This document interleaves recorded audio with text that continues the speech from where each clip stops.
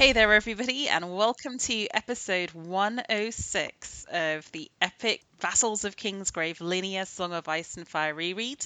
My name is Bina007, and I'll be your host today for what may be the last, or indeed maybe penultimate episode. We've already finished all the chapters, so listen to episode 105 for the last chapters. And what we're going to do today is really look at some of the thematic material in A Dance with Dragons to give it its due. We've always ended each book with its own episode or couple of episodes discussing themes and characters and plot. So we thought it would be remiss not to do that for Dance. We're going to do a bit of Dance trivia as well, and a little bit of podcast trivia too. And then there might be hopefully another episode of this, but potentially not imminent, just with some best of the reread, which Shadow Baby and Lady Weaver are putting together. So that's all the intro blurb. Of course, we'll spoil anything in A Song of Ice and Fire. We'll try not to spoil Game of Thrones. And I am joined today by Mary. Hello. So yes, it's Mary, Nymeria on the forums, and very happy to be on our last Dance episode. Yeah, happy to have you here. We're also joined by Varley. Hey, Matt in real life. We're also joined by Michael. Hey, Khal Wadege on the forums. By Noah. Hey guys, Pops88. Jock, you on? Yeah, I'm one of the Jocks here on the forums. And hopefully we'll be joined by Blue Armor, aka Matt 2.0, in a while. So before we get into the meat of the Dance with Dragons stuff, I decided to be super nerdy because, hey, we all have time right now, right? And look through all of the episodes that we've published in the reread, including this one, and who had hosted them. And I think it's testament to, I guess, the diversity of hostage that we have on this podcast, that there's been 62 people hosting these episodes, which is kind of more than I'd expected. I thought it might be 30 people. Does that number surprise you guys, or does that feel about right? Some of the names I don't even recognize as ever talking to or anything. Jeez, I thought it would be like 12. Yeah. As someone who's never hosted, yes. Well, you've hosted, you're counted in the hosting. It's being on an episode that counts. It's not being the main host. Right. I'm assuming, because I don't think... Yeah, exactly. It's just anyone who's been on a show. Is how I've done. Like, who's Joe that was on 3 episodes? That's actually Pops88's friend, Joe. Yeah. Oh, yeah, that's my friend, yeah. Oh. That's my friend Joe. I was more expecting like 30, like Hubina. 62 seems huge. There's a lot of one-hit wonders, so people who registered on the forums did one episode and then decided probably it was way too chaotic and ridiculous for them. No. That's the fun of it. I tell you what did surprise me. I started looking at... I thought that a lot more of the episode titles would have penis references to them. I was genuinely surprised that out of 106 episodes, only 9 had titles that reference penises and only 2 reference boobs. I feel that... I failed. Yeah, I feel that that's really... In fact, there are more episodes with titles that reference Varley than reference boobs. So. Then I've definitely failed. He's more popular than boobs.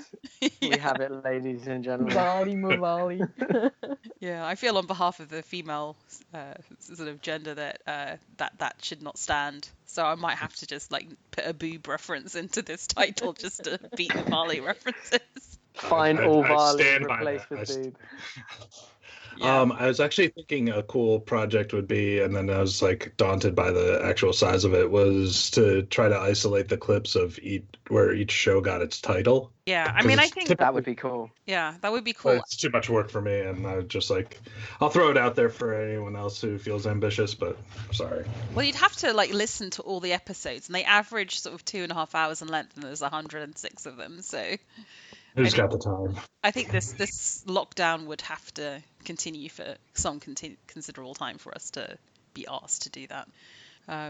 But I know that Sarah, Lady Weaver, and Shadow Baby are trying to do something like that, where they listen and find the good bumpers and the good funny bits. So I'm hoping that episode will come out in about a year's time when we've all sort of forgotten about the reread.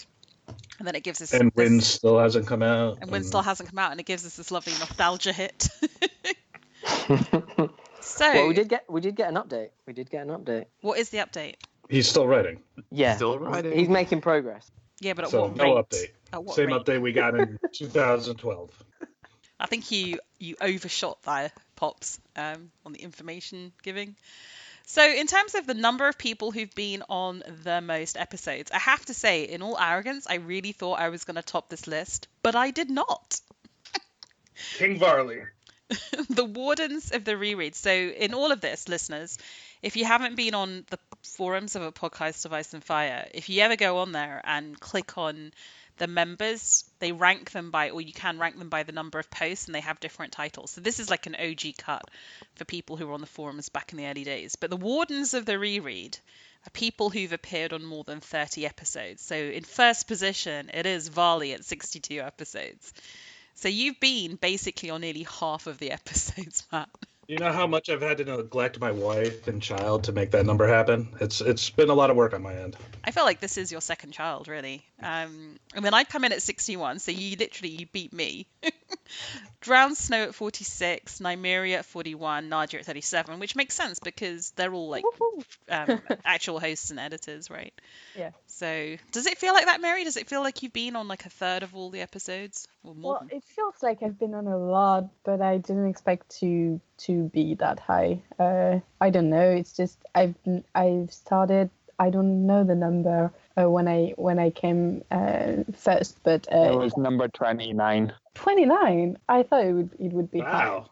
Yeah, I Okay, was surprised how early it was. And you and Drowned Snow are people who've been on kind of consistently pretty much all the way through, and Varley especially, right, because he's on the first ones. And whereas Nadia did a lot early but then dropped off, and Khal Wadege and Blue Armor did a lot late, but Pops did more than I remembered as well.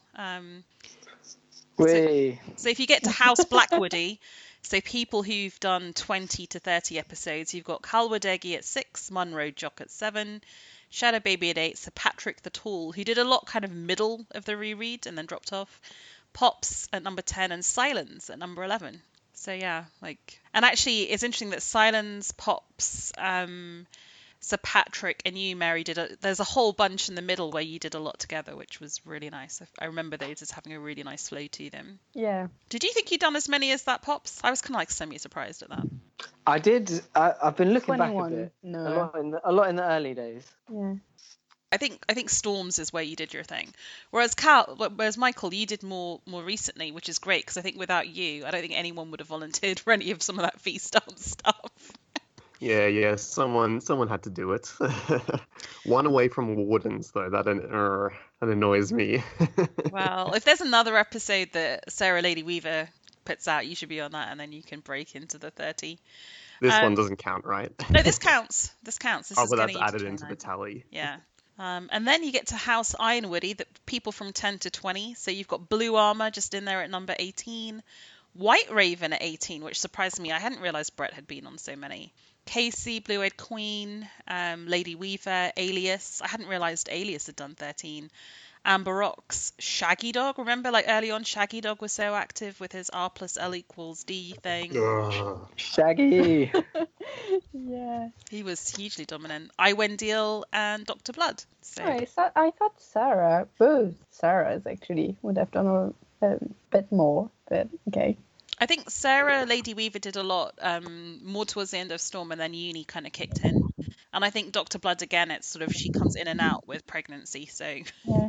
real life intervenes. Same with like Queen James. I would have hoped for more. I don't know. Yeah. Okay. So then we get to House Manwoody, the house of this podcast, so to say.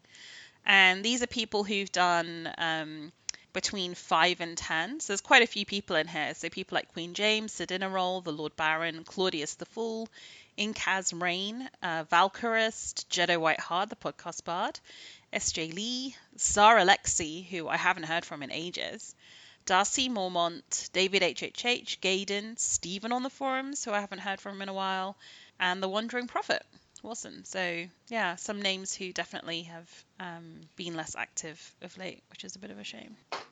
Yeah, well, it was interesting to look on the feast recap we did.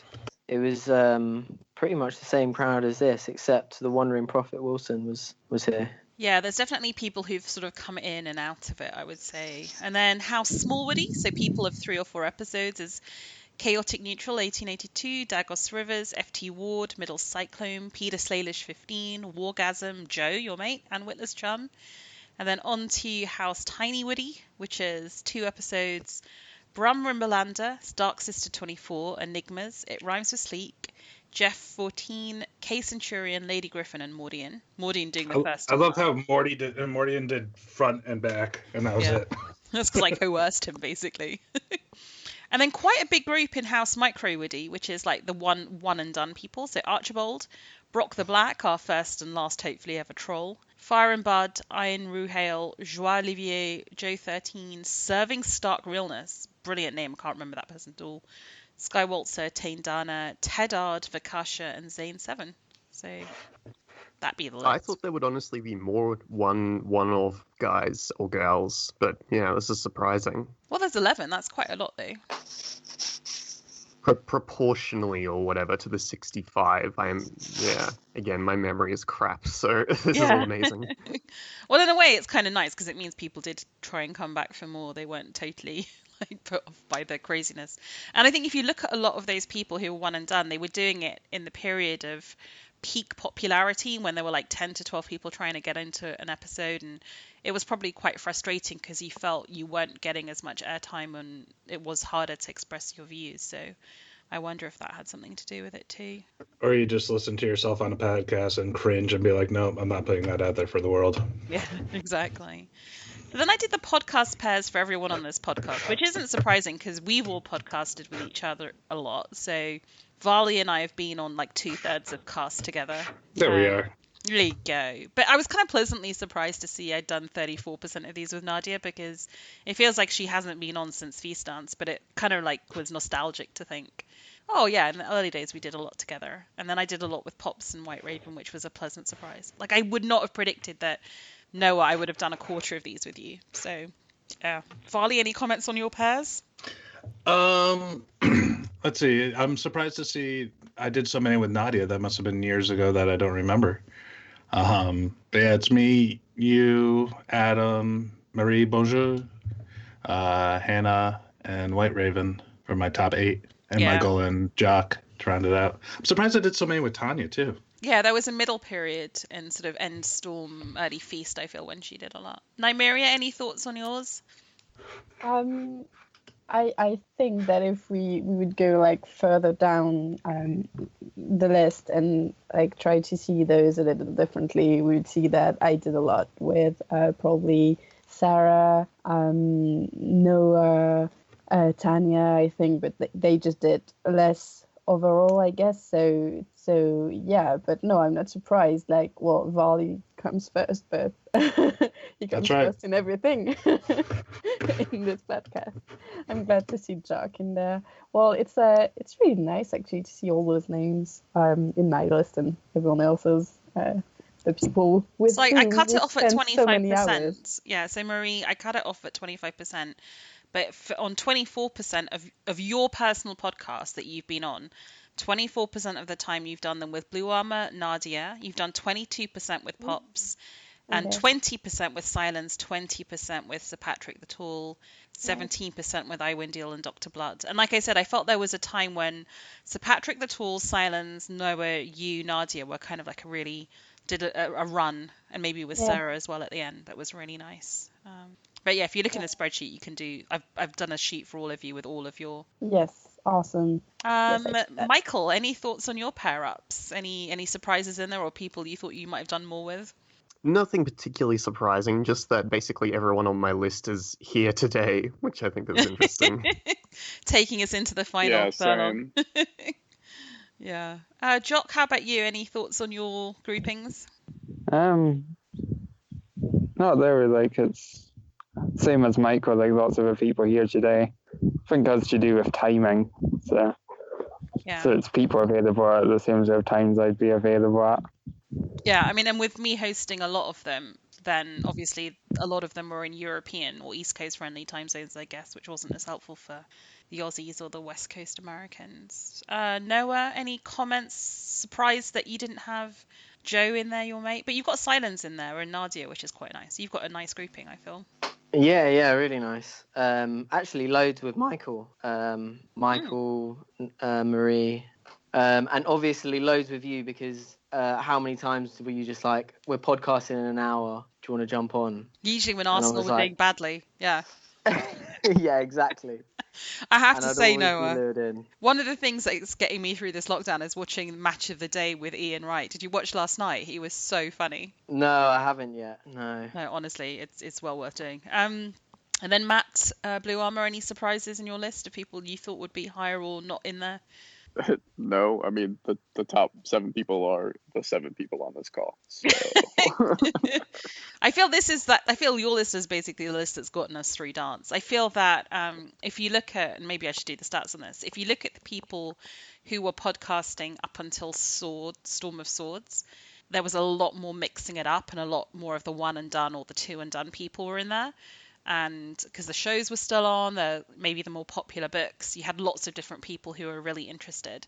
And as it got further into Feast Dance, that pool of available podcasters really shrunk because there weren't that many people who were still like really into the books and wanting to do this, and they're the less popular books. So it felt like it got a lot less diverse as we went towards the end. But I'm really thankful to all of you on this call, because without you, I don't think this linear reread would have finished. I think it would have just failed. We are not the host you deserve. We are the host you need. Oh, you're definitely the host I deserve. Oh. At which point, no, I think I'll hand over to you for Dance with Dragons trivia. Yeah. This is kind of obviously, I mean, I don't think anyone on this call hasn't done like some sort of quiz at some point. I don't think I have. Yeah, I won $50 really? at a work quiz this week, so bring it on. I'm stressed out just thinking of what's going to happen now. So Well, there is not $50 up for grabs, unfortunately. Is it the first to type the answer into the chat, or what's going on? So I guess how do we want to do this, like between ourselves? Because I Could guess we use our names as buzzers? I think so. I'm going to be shit. I just want to say that in advance because I do have a shocking lack of knowledge. But I mean, feel that is appropriate. the way I've done quizzes with family during this whole thing is you just like we'll write it all down and then we'll go through the answers and just add up points. Is maybe a little less chaotic, unless you really want to compete. I think we should do chaos because we are Vok. Yes. Okay, all right. Okay, Fuck so it. Let's do chaos. Similar to the Tolkien trivia, where we're just like, So- bing! so we write our name in the chat, and that's to buzz.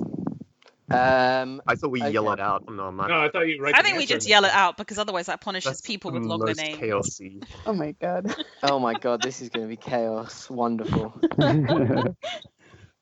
All right. Well, Frank fuck it. would be proud. All right, Let- I'm putting my microphone very close. I know.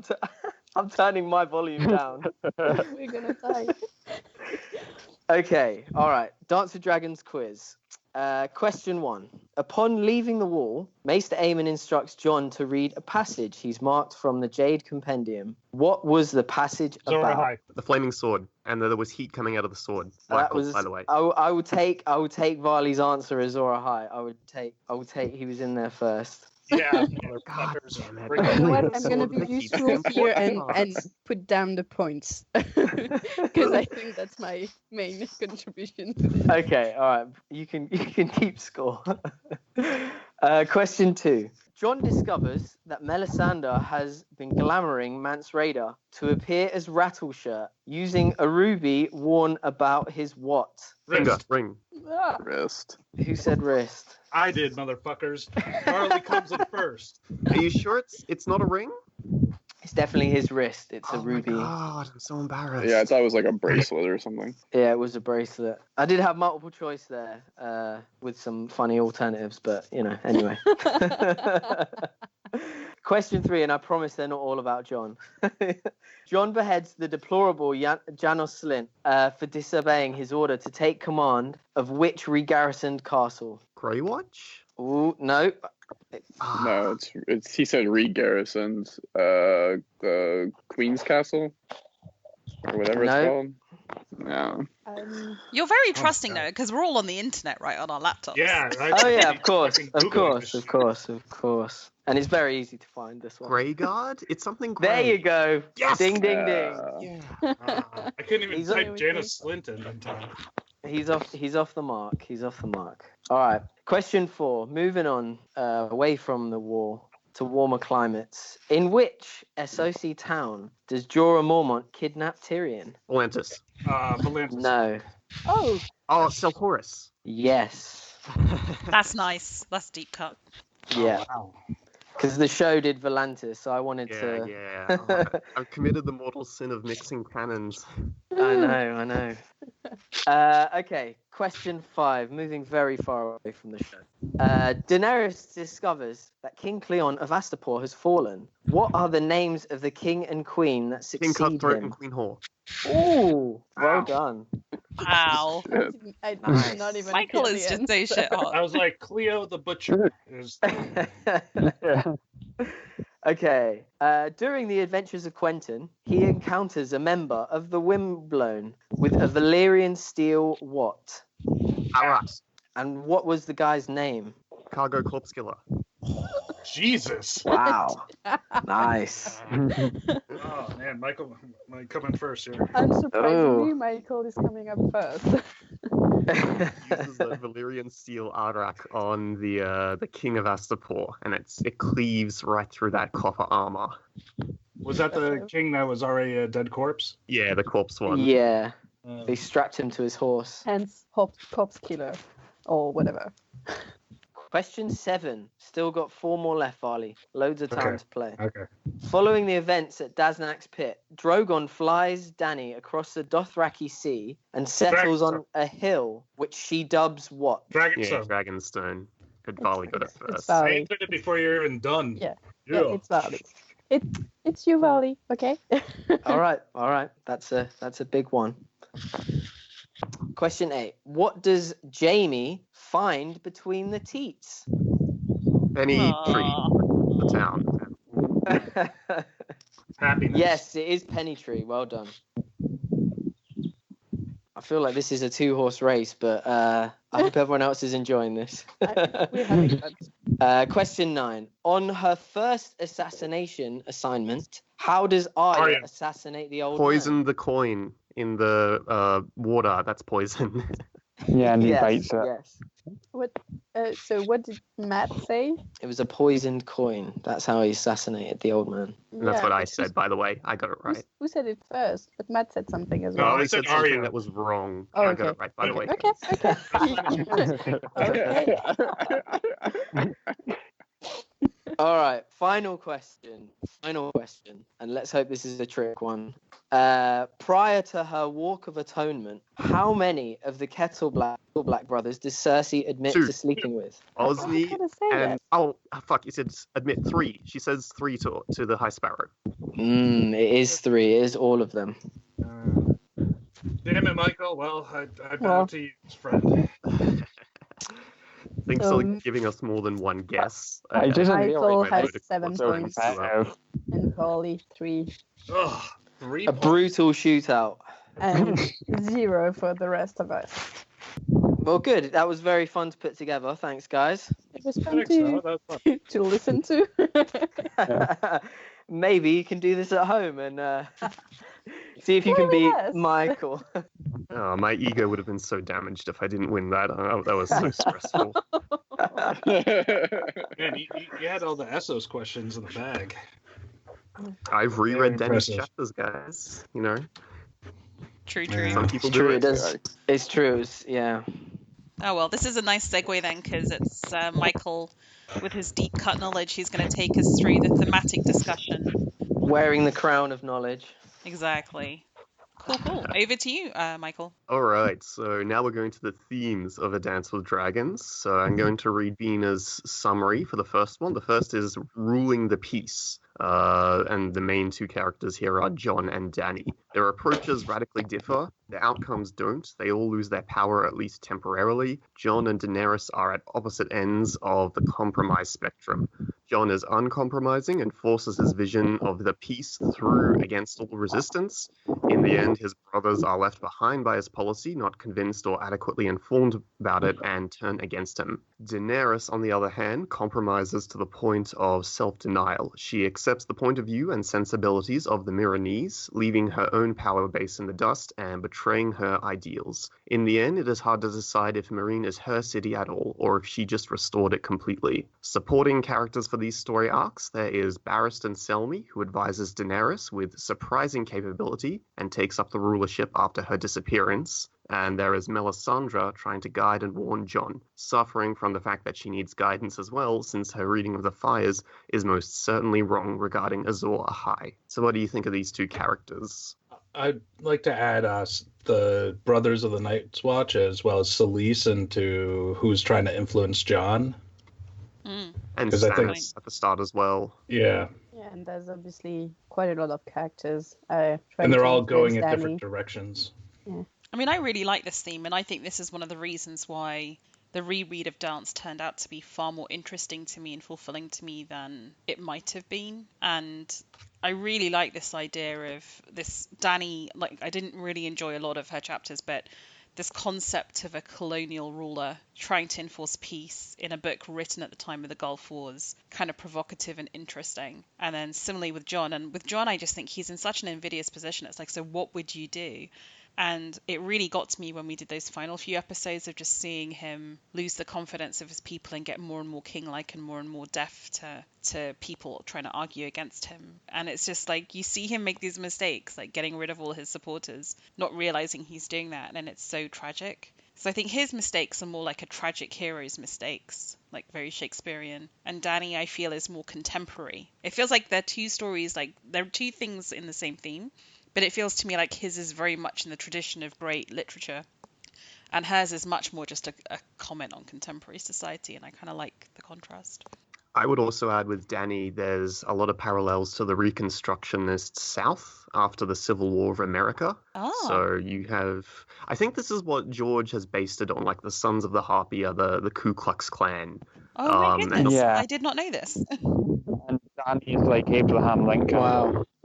But there's And no so- like carpetbaggers. There's no one coming from the north to profit largely off the back, or at least we're not seeing that. And with them under siege, I think that not 100%, but It very doesn't have parallel. to be, yeah, it doesn't have to be an exact correspondence to be an influence or, yeah. So not that I know a whole heap about American history, but you have Abraham Lincoln who Americans had don't know talked, either, so don't worry.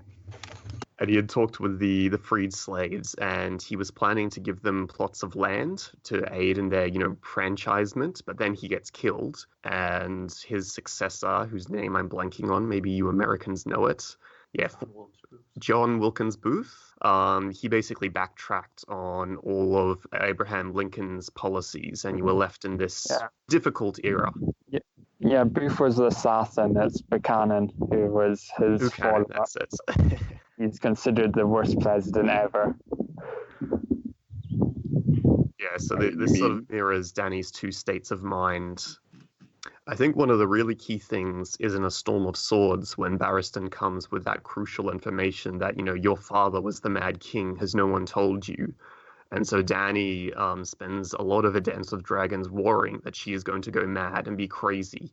And she's worried about, releasing the dragons, unleashing the dragon in that sense. And that's one of the things that causes her to basically just pussy out and not try and go harder on the slavers. But yeah, what do you guys think? Yeah, and I agree. I think that her last chapter in Dan shows that kind of pivot point where, I think she hears Quaithe say, or Jorah say that, like, the dragons know who you are, do you? Like, I think that's where she's going to turn and come down a little harder on everyone. I think I was more invested into in Jon's story throughout Dance, and it was the same in my first read and in this reread, that I was just really really into it, and I'm always more I always feel like he didn't make that many mistakes and that it didn't turn out well, but I don't think he could have really made it better. And it was really tragic, like you said, Bina. I really agree with. the idea that these two situations are written about very differently in John's case and Danny's case. Yeah, I would say John's story arc is a lot easier to just get and understand. Yeah. It took me several rereads to really dissect Danny's arc and what was going on there. I mean, it just all these different factions, and they all have names that you can't pronounce, and just like trying to just, at least John's political machinations are all with characters that we know and have known for 5 books, and factions or types of people or houses that we're familiar with. So it's the kind of the final development of things that have been put in place for a long time, whereas with Dany we're just running to catch up, as is she. And in a way, that's what makes me a bit sympathetic with her, because she's in the same position we are, which is just trying to figure out what the hell's going on, trying to do the best, but always ending up in a very compromised situation. So isn't that the problem? Yeah. Maybe so was George. Yeah. yeah. I feel like he got lost just like the rest of us. Well, it's interesting, like you could obviously see parallels between the timing of the release of the book and the Iraq War and, what was going on with the U.S. and Afghanistan and stuff like that. It'll be interesting to see, like, how maybe, current events are kind of outlining his writing now. Like, maybe we'll get more of a grayscale thing than, he anticipated getting. Maybe, there'll be some kind of buffoon king somewhere.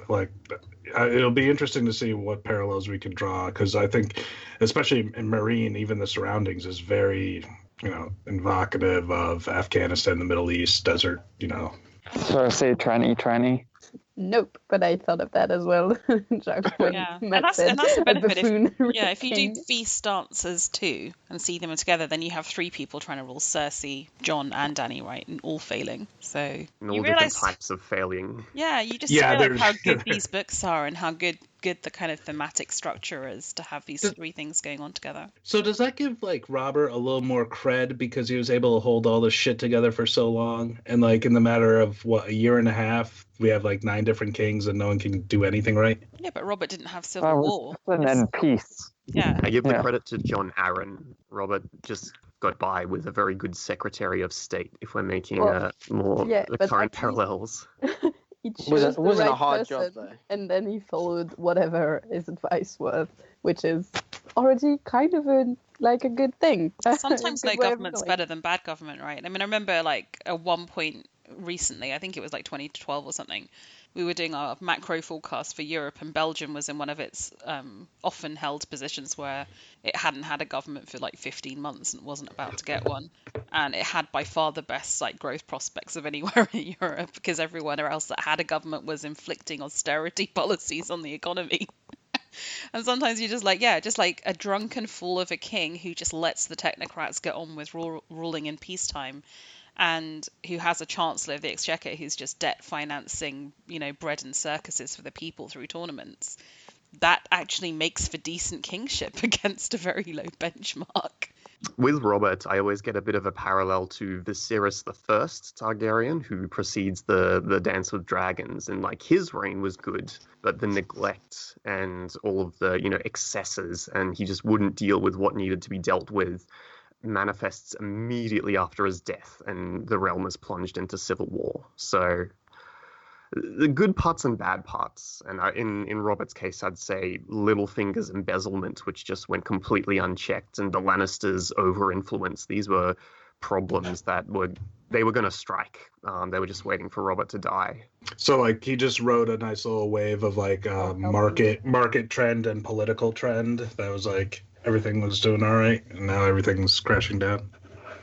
Yeah, going on the coattails of his forebears. Yeah. I mean, it's hard to be worse than a mad king, so I guess good for Robert.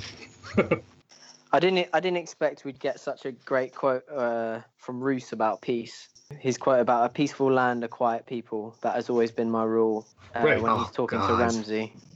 Yeah, no one talks about the horrific acts that take place. If I can make a diversion to Australian politics, our wonderful Prime Minister was campaigning about he serves quiet Australians, and every time I hear him say, "Oh, I serve quiet Australia," it just makes me think of Bruce Bolton. The silent moral majority of that, exactly. the real America. Exactly. That's... and we're watching The Plot Against America right now, which is phenomenal. And oh my God, it's so scary. And there are lots of references to, you know, these Jewish people on the coast being sent to discover the real America, you know, being repatriated to Kentucky or some shit. And no offense to people in Kentucky, but everywhere in America is the real America. Every part of that diverse and beautiful country is real.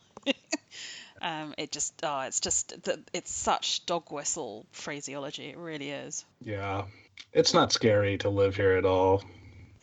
Do we want to comment on the advisors and what a bum task it is? I mean, if you're Barristan Selmy, if you're Melisandre, I mean, these are thankless tasks. Barristan, really steps up. Like it was a real precarious position that he manages to hold together. And you know, as he says himself, he has no experience in ruling or taking this kind of role. So yeah, good on Barristan. Yeah, I agree. He did very well in his capacity to do anything, right? They're in a strange land with strange people, and he manages to do better than most. Although he did sit on like the small council for like 14 years. Yeah, which I would consider sort of a failing. I kind of think that Barristan was just like tuning out for all of these things. He was just like, I'm guarding the king. I'm not going to pay attention to anything I would else. expect like it still had some kind of impact. He has some kind of experience, even if he didn't take part or even didn't listen quite closely to what was happening on the small councils. He was still there and seeing how it was done, even passively. Yeah, like he thinks how would each of the kings that he have served react to the way Hisdar reacts when he gets a head thrown at his feet, and that was really interesting. Yeah. Counterfactual history, if Sam hadn't been sent away, would Jon have been knived? I think Sam would have been knived first. I think they would both have been. I feel he would have tempered him. Yeah. Yeah. I think so. I don't think Jon gets knifed if Sam is. I mean, don't forget that Sam's a crafty little bastard. He's the one who got Jon elected in the first place. It's really funny. If any of you listen to the latest podcast of Ice and Fire episode that came out today, it is on that episode where where Sam wheedles the election, and it's you just kind of forget how awesome Sam is because we left him a long time ago in this reread. Yeah, like that guy is a crafty little shit, and I say that with all respect. I think he would have. Well, I won't say too much more on this because it will lead into our Azor Ahai conversations later. Oh, okay. Oh boy. Okay. It's rock and roll. So what would Sam have done? Just advise Jon not to send away his allies?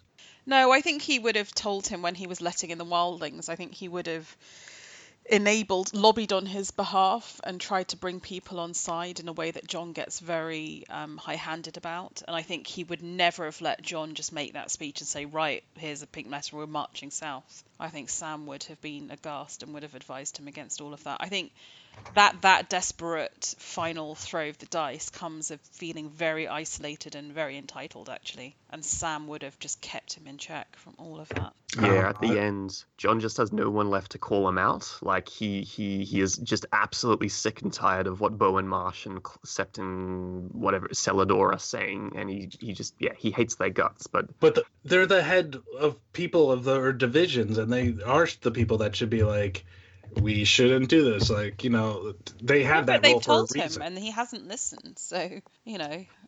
He's thinking, you know, I need to listen to their advice, but he's also getting incredibly frustrated. He's like, I know what they're going to say even before they say it, and they never cease to surprise me. So he's basically, by the end of the dance, he's just discounted their opinions essentially as just being useless. Yeah, but he'd think even the same thing as Sam. Like he'll be like, "Oh, you don't want to do this because you don't have the courage to stand up to Bowen Marsh or whatever." Like I can see him making excuses to Sam the same way.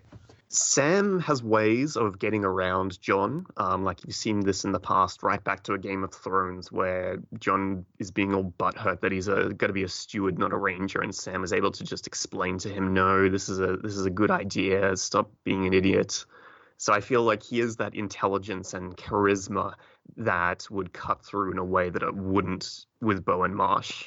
I think this is the first time anyone's ever said Sam's has charisma. He does. Yeah, again, I've also listened to that podcast by a podcast of Ice and Fire, and I think it's great.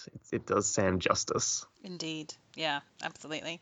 On to the next theme? Yes. So anyone have anything else they want to say about ruling?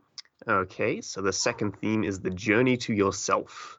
The story arc is most developed in Tyrion and the least developed in Quentyn, but that is mainly a product of the page count for these characters and the purposes they serve for the overall story. Quentyn, a new character, only has 4 chapters, and these are mainly deconstructions of the classical knight's quest or tale, since he fails consequently. Through his eyes, we see the fall of Astapor, though, and the working mechanisms of the mercenary companies. He also releases the dragons, thereby changing the dynamics of Meereen. He never really becomes self-aware, though, thinking that he has a destiny to fulfill that is clearly not his. Lastly, there is Tyrion. In my initial review, I stated that his chapters are disappointing. This is Bina's words, by the way. No. This is actually all of this is from Stefan Sasse. I should say. I should have said that. Okay. Yeah, this is coming from his Dance with Dragon Reread blog, which I thought was really valuable. So yeah. Stefan Sasse is good. Yeah. Yeah. Sorry, I didn't want to throw you under the bus, Bina. No. I just thought if not that he's going to be listening to this, but if anyone's listening who's read his blog, they'll be like, "What? This sounds a bit familiar." Dragging endlessly as of a kind of Essos road movie. This is at most half true, however. Tyrion is the character that is most profoundly lost. His chapters reflect that. At the beginning of A Dance with Dragons, he is permanently drunk, shoved around by everyone, and pushed and pulled in all directions, willingly submitting to whatever path is laid out before him. On the journey with Connington and Aegon, he finds much of himself again, but is still plagued by his inner demons and without his own impetus. It takes his captivity and enslavement to reactivate the old Tyrion. At the end of A Dance with Dragons, Tyrion is grasping for opportunities, found his wits again, and takes control of even the most desperate situations, most like he did in A Game of Thrones. So what do you guys think on personal chapters? Yeah, I think Quentyn is very sad as a character. Not because he dies, because he doesn't, but because he doesn't seem to grow at all in the chapters that we meet him in. He doesn't seem to get self-awareness. He's bought the idea that he is a great prize, that he's a Prince of Dawn, and that Dany should be pleased to be married to him. He doesn't grasp the situation when he gets there, that he's almost to be pitied by her and shoved aside. And he still thinks he can make this grand gesture at the end, that he is someone who can free and ride a dragon and that will impress her. I mean, it's so delusional. And then it always brings me back to Doran and his inability to suitably educate and teach his children and give them any kind of skills, in the sense that Ned and Tywin, as bad parents they can be in some respects, have done for their children. I just find it, he's set up to fail, and he does fail, but the tragedy is that we never see him in this journey through Essos take an interest in learning about the people around him more.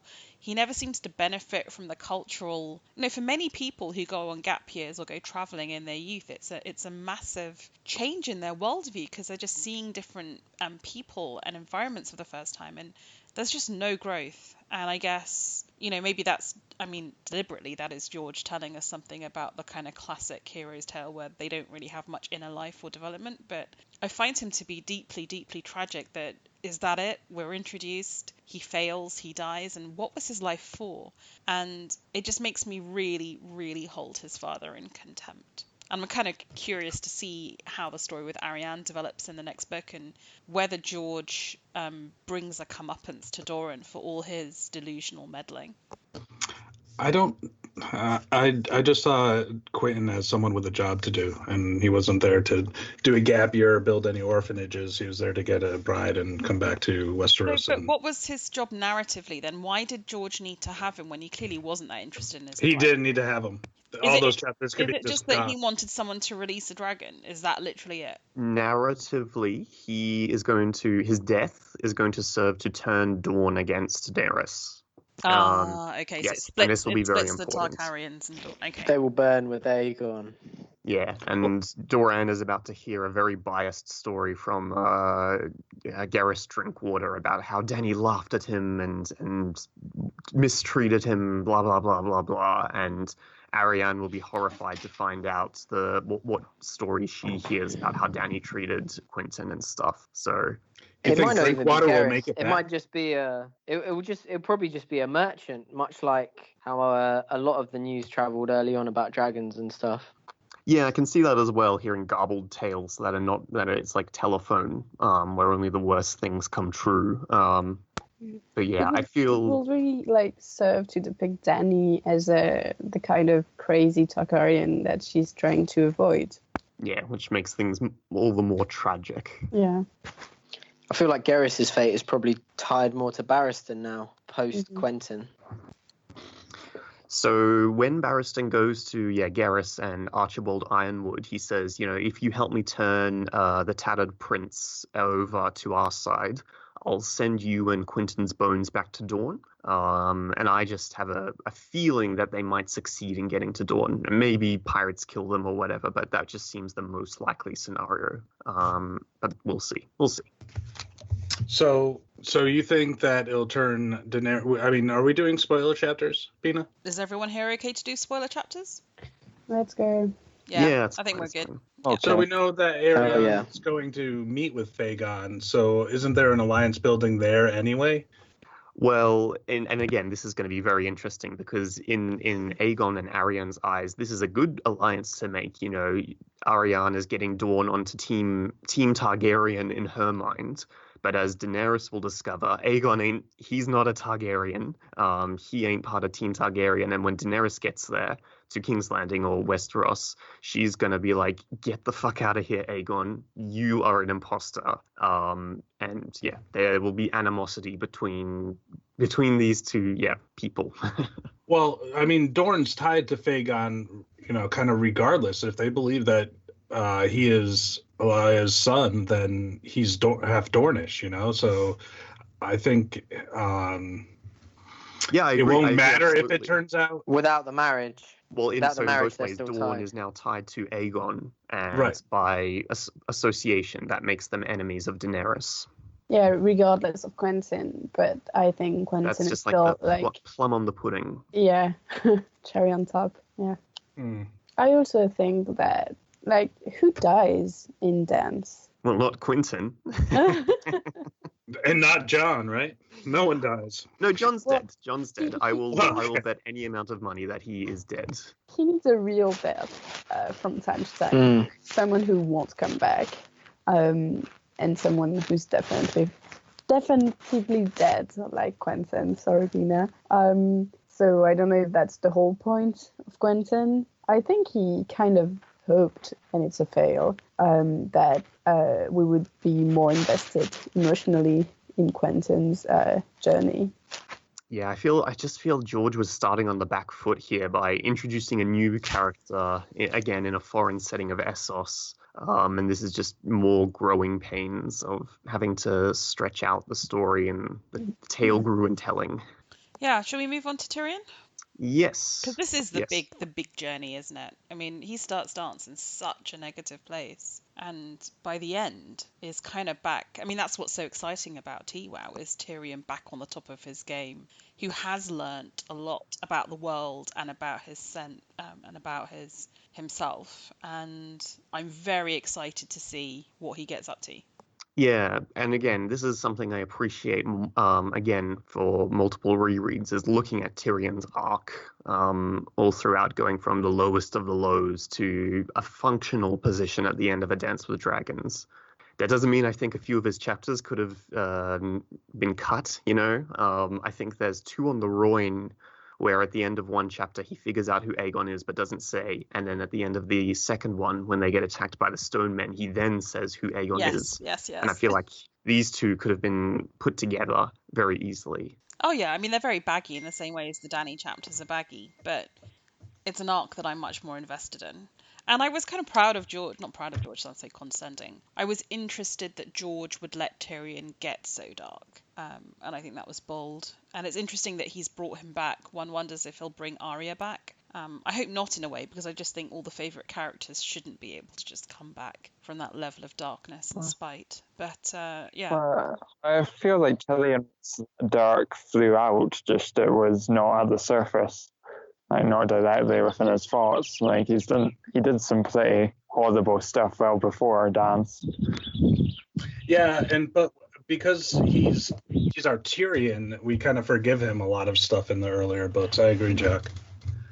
I think Tyrion as an advisor going forward to Daenerys is going to be much more villainous is not the right word, but provocative. You'll remember in Quaith's prophecy, she says, Tyrion is coming to you, the snarling lion or whatever, and she says, do not trust him, which I think is very telling advice. So I would say that the darkness is not completely gone from Tyrion, and this is going to manifest in the advice that he gives. Completely agree. Yeah, I agree with both Jock and Michael that he was dark before, and he is even darker now, and will kind of stay the same. Like he's not in his low points where he would be both dark and just useless. He's back to being manipulative and witty and everything, but the darkness and the bitterness is still there, I think. Oh yeah, I agree. And you can't sort of kill your own father. Yeah. I mean, like you're going to be dark, right? That doesn't doesn't wash away. You don't elastic band ping back from that. So, fair play, really. I mean, kill your own father, being put into slavery, all of those things are hard to come back from. Yeah, exactly. But it's a great journey, and it's a great arc. Just obviously needed some editing and pruning. And yeah, it's exciting to see him in wins just because it does feel a little unfinished. Where Jon and Dany had their clear ending points of Varys of getting killed and flying on a dragon, whereas while Tyrion, his development is bringing him back more towards his old self. His narrative arc just kind of seems to just kind of like stop at a point when the book ran out of pages, and so it does feel a little unfinished, which maybe made the wait a little worse. But it's definitely exciting to see how he interacts with Dany going forward. Making Tyrion go so very dark was controversial, and a lot of people were complaining, I miss old Tyrion. And I almost found that to be condescending in a sense that you just want Tyrion to be the comical dancing dwarf that makes fun of these situations, and I'm like, it's almost it's condescending. He's been through shit. He's gonna go dark. So I appreciate what George did. What's up next? Let's move to What Isn't There. Two things one would have expected to play a role in the book that don't. The Others and the Dragons. The Others never even make an appearance again after having been featured so heavily in A Storm of Swords. And dragons are either chained or fled early in A Dance with Dragons and continue to play a role only in the final stages of the book.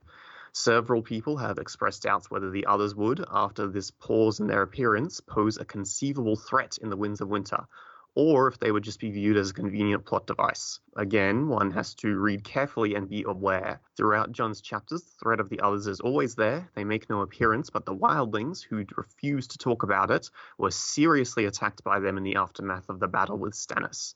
And everything Jon does, really everything, is driven by the knowledge that the others are out there and that they are in a fight of life versus death. His failure to realize is all of this and do nothing to convince others, mainly Bowen Marsh. Yeah, that's actually one of the most, to me, that's probably the most frustrating part of Jon's chapters, whereas like everyone at the wall seems to treat the others like Voldemort, and that they just refuse to talk about them and really like emphasize like what a threat they are, and it's really infuriating to me. Yeah, agreed.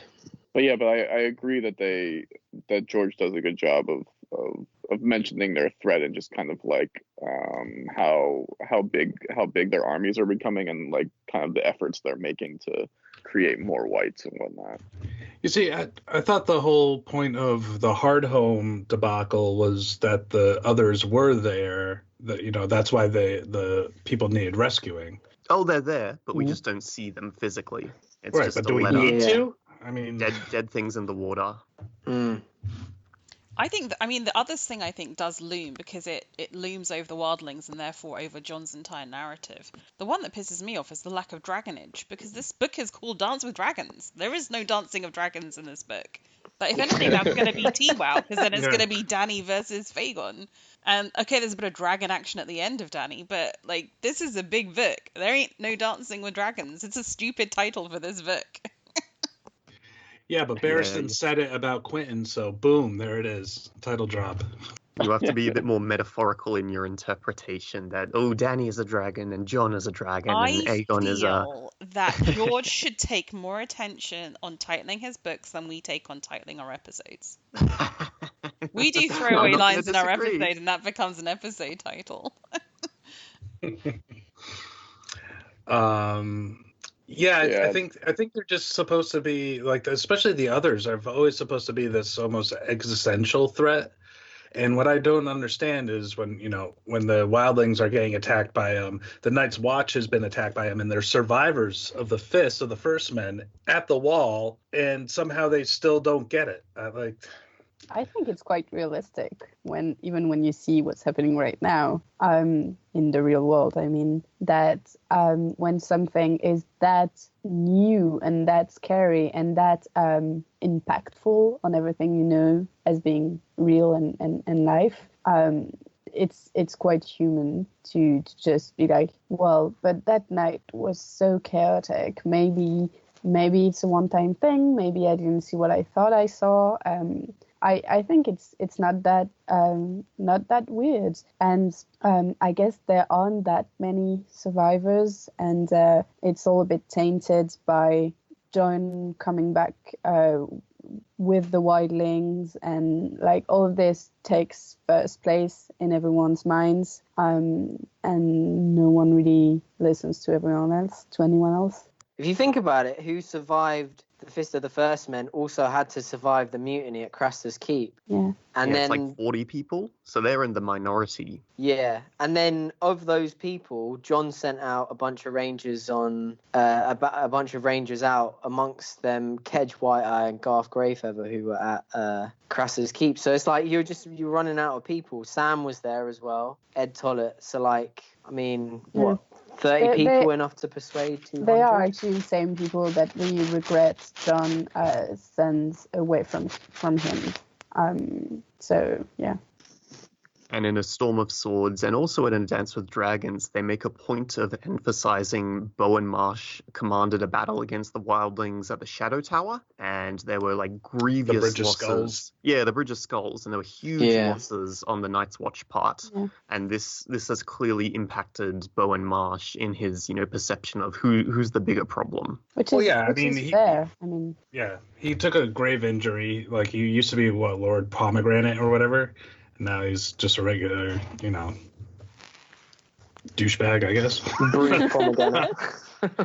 But I mean, it's like Jon. We have to remember that he's been in the Night's Watch for like 2 years, maybe not even. I don't know. So when you think about the people who have been there for decades, it's ingrained in them that the wildlings are the enemy, and it's not easy for them to completely change gear and be like, oh no, wait, that's the others.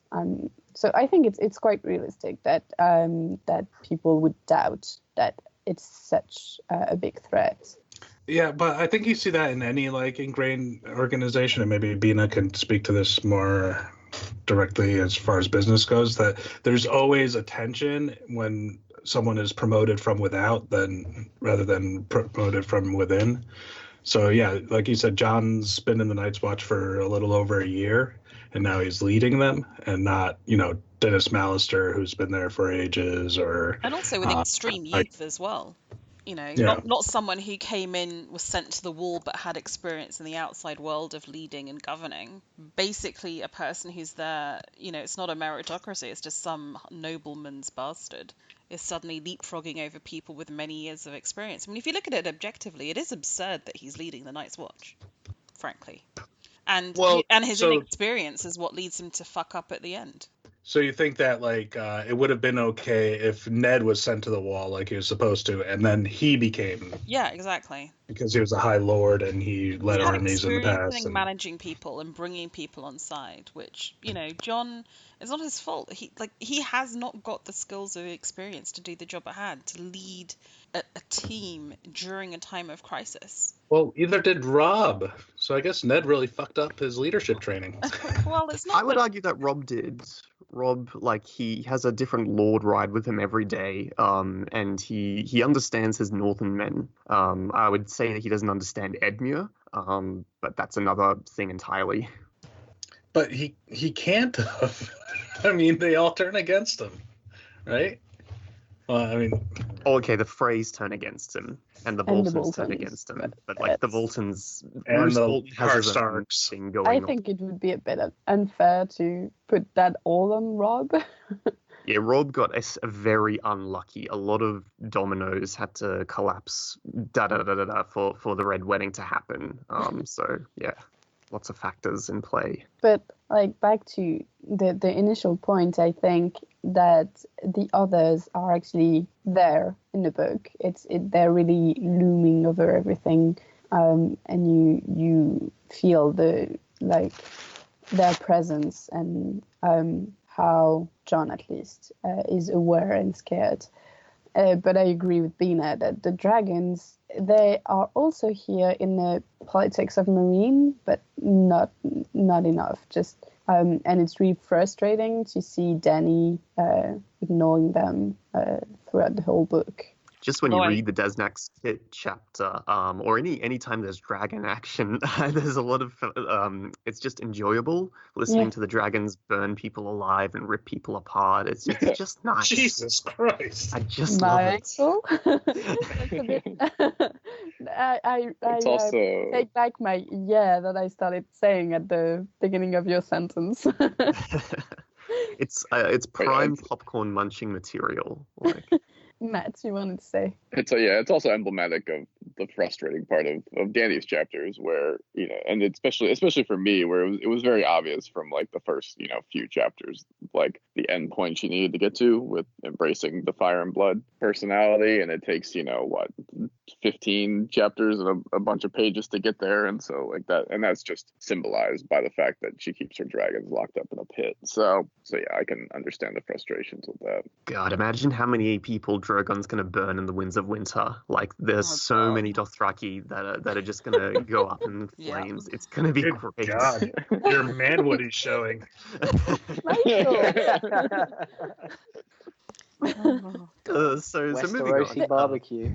I do think that the frustration is both intentional and really telling of Dany's state of mind, and I think you're right, Matt. It's really, she needs to go to the point where she goes back to fire and blood, and that goes with the dragons. But like a lot of things in this book, maybe it lasted just a bit too long, and even though we know it's necessary for the story to develop and for it to be satisfying at the end of it, the length of it is a bit frustrating. So, unless anyone has anything else to say, the final theme to look at is prophecies. You could argue we see the fulfillment of the ASOAIF prophecy in Jon's last chapter. Sir Patrick of the Mountain sports a big star as a sigil and gets beaten to a bloody pulp. Therefore, we have the bleeding star, Jon's wounds smoke, and Marsha's crying, so we have the salts in his tears. Now Jon only needs to survive somehow or be reborn, and we have the prophecy fulfilled in the unlikeliest form ever imaginable. Such small details, which may be, keep in mind, totally meaningless distractions, can be found all throughout the book. What do we think on prophecies that come true or are laid down in this book? Well, if you think John's really dead, then the ASOAIF prophecy hasn't been fulfilled. Well, he has to be reborn into the world, or whatever they call of it.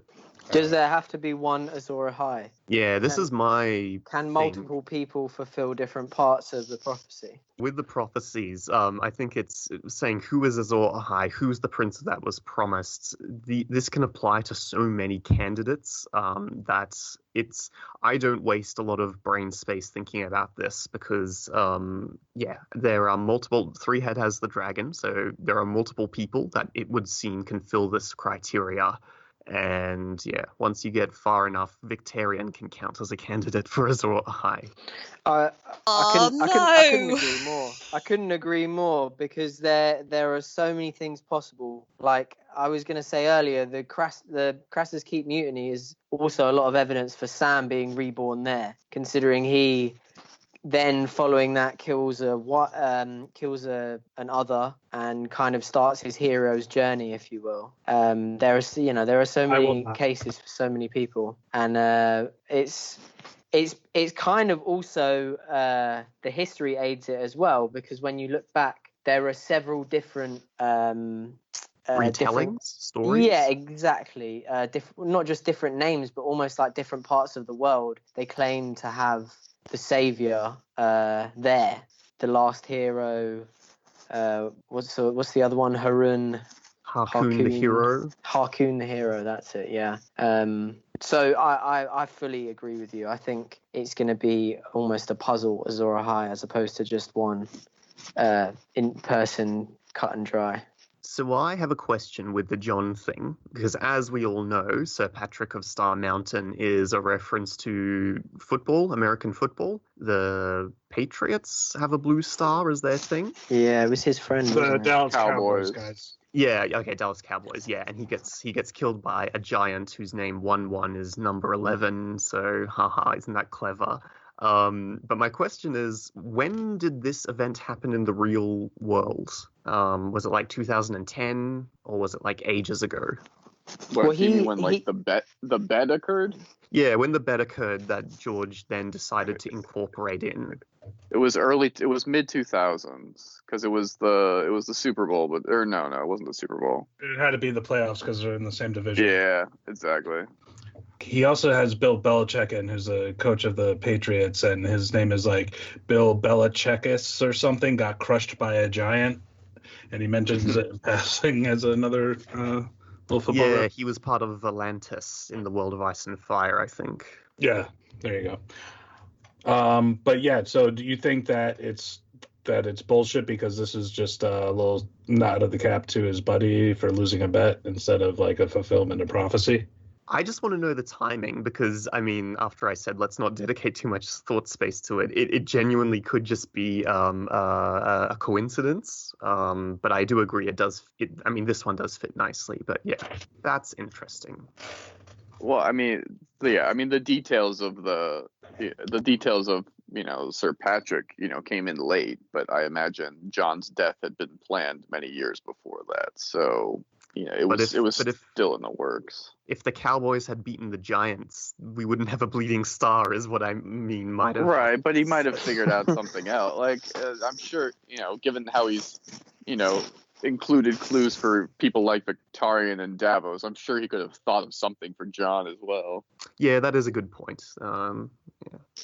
Maybe you'd have just sent some sort of long-distant Dane up north or something. Dildo Dane at the wall. Dildo? Well, just, I don't know, some alliteration. The white phallus of the morning. And there we have our episode title. It's another dick one. It's no boobs at all. That's fitting. So also concerning prophecy, we have Daenerys's, when she's doing her walk, she sees the Dothraki Sea is like, well, it's not dying, but it's going dry during autumn. The pyramids are burning, and some people think this is when the sun rises in the west and sets in the east. Quentin's death, Arianne, whatever. I don't think this is true. I'm just bringing it up. What do you guys think? Bullshit. Yeah, I agree. Yeah, no, I like the narrative choice of Dany not being able to have heirs, and so I really hope he doesn't go away from that. So But even the end point of the prophecy is not when you can have children again. It's just when Drogo will return to you. Yeah, I think that prophecies brought it all the way, like, because it's a spiteful thing to say he will never be back. And that's just hey, he died. That's all. Well, I think it's also when your womb will quicken. When your womb quickens and you bear a Yeah. living child. It's part of the when that happens, he will be back. But I feel it mostly serves to put Daenerys into a whole thing where she thinks on it and she's like, what does it mean? And should I go west? Should I go east? I don't think that it's really a prophecy. I think it has consequences. It's a curse, kind of. Yeah, it has consequences on Dany, but it's not really a prophecy. Good, I'm glad we all agree. I do. Do you think there's some talk about the Dothraki seas sort of covering the earth one day? But I mean, I guess that's one of those prophecies that. that's ghost grass. Oh right. Said by the Dothraki legends. Yes. But that, I mean. Yeah, that's their legends for the others. Yeah, I mean, it's Yeah, I what, think 6 it million works ways to nicely. die. Choose one. As a parallel to the others, and maybe this is their interpretation, or I mean, I'm sure there probably is evil ghost grass in the Shire that like kills everything. That's awesome, but yeah. So if anyone has nothing else to say on prophecies, now we can go to all the ideas that I put down to discuss. So theories and ideas of note that were introduced in A Dance with Dragons. The first is Southern ambitions.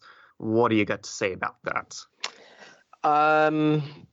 Interesting. I mean, was this brought in with new knowledge from A Dance with Dragons, or was it? Well, so Lady Dustin says the Yeah. phrase, Lord Rickard had Southern ambitions. God, she drops the next one as well, doesn't she? Yeah, Lady yeah, Dustin and is actually I would like to combine the dropping two. the 'Cause mic everywhere. I think that they are intertwined because Maester Wallace, who is the bastard of one of the Archmaesters, is dispatched to Winterfell.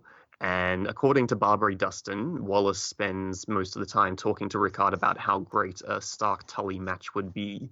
And this is what Southern ambitions, well, this is the Southern ambitions as mentioned in the text. And then readers have gone on to interpret this as relating to the various interkingdom marriages between the heirs, which happened occasionally in the past, but not to this extent.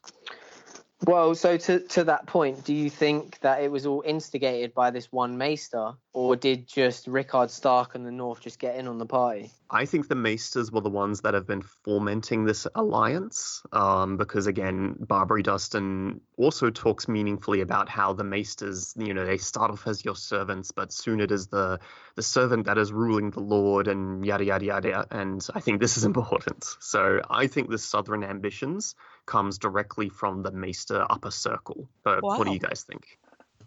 To what Is end? that mainly for is it for to push the Targaryens out? Was that the purpose? Yes. So to what end? I have a couple of thoughts. The most people suggest that either they wanted to instigate Robert's rebellion, or they wanted to force a council to get Rhaegar to rule.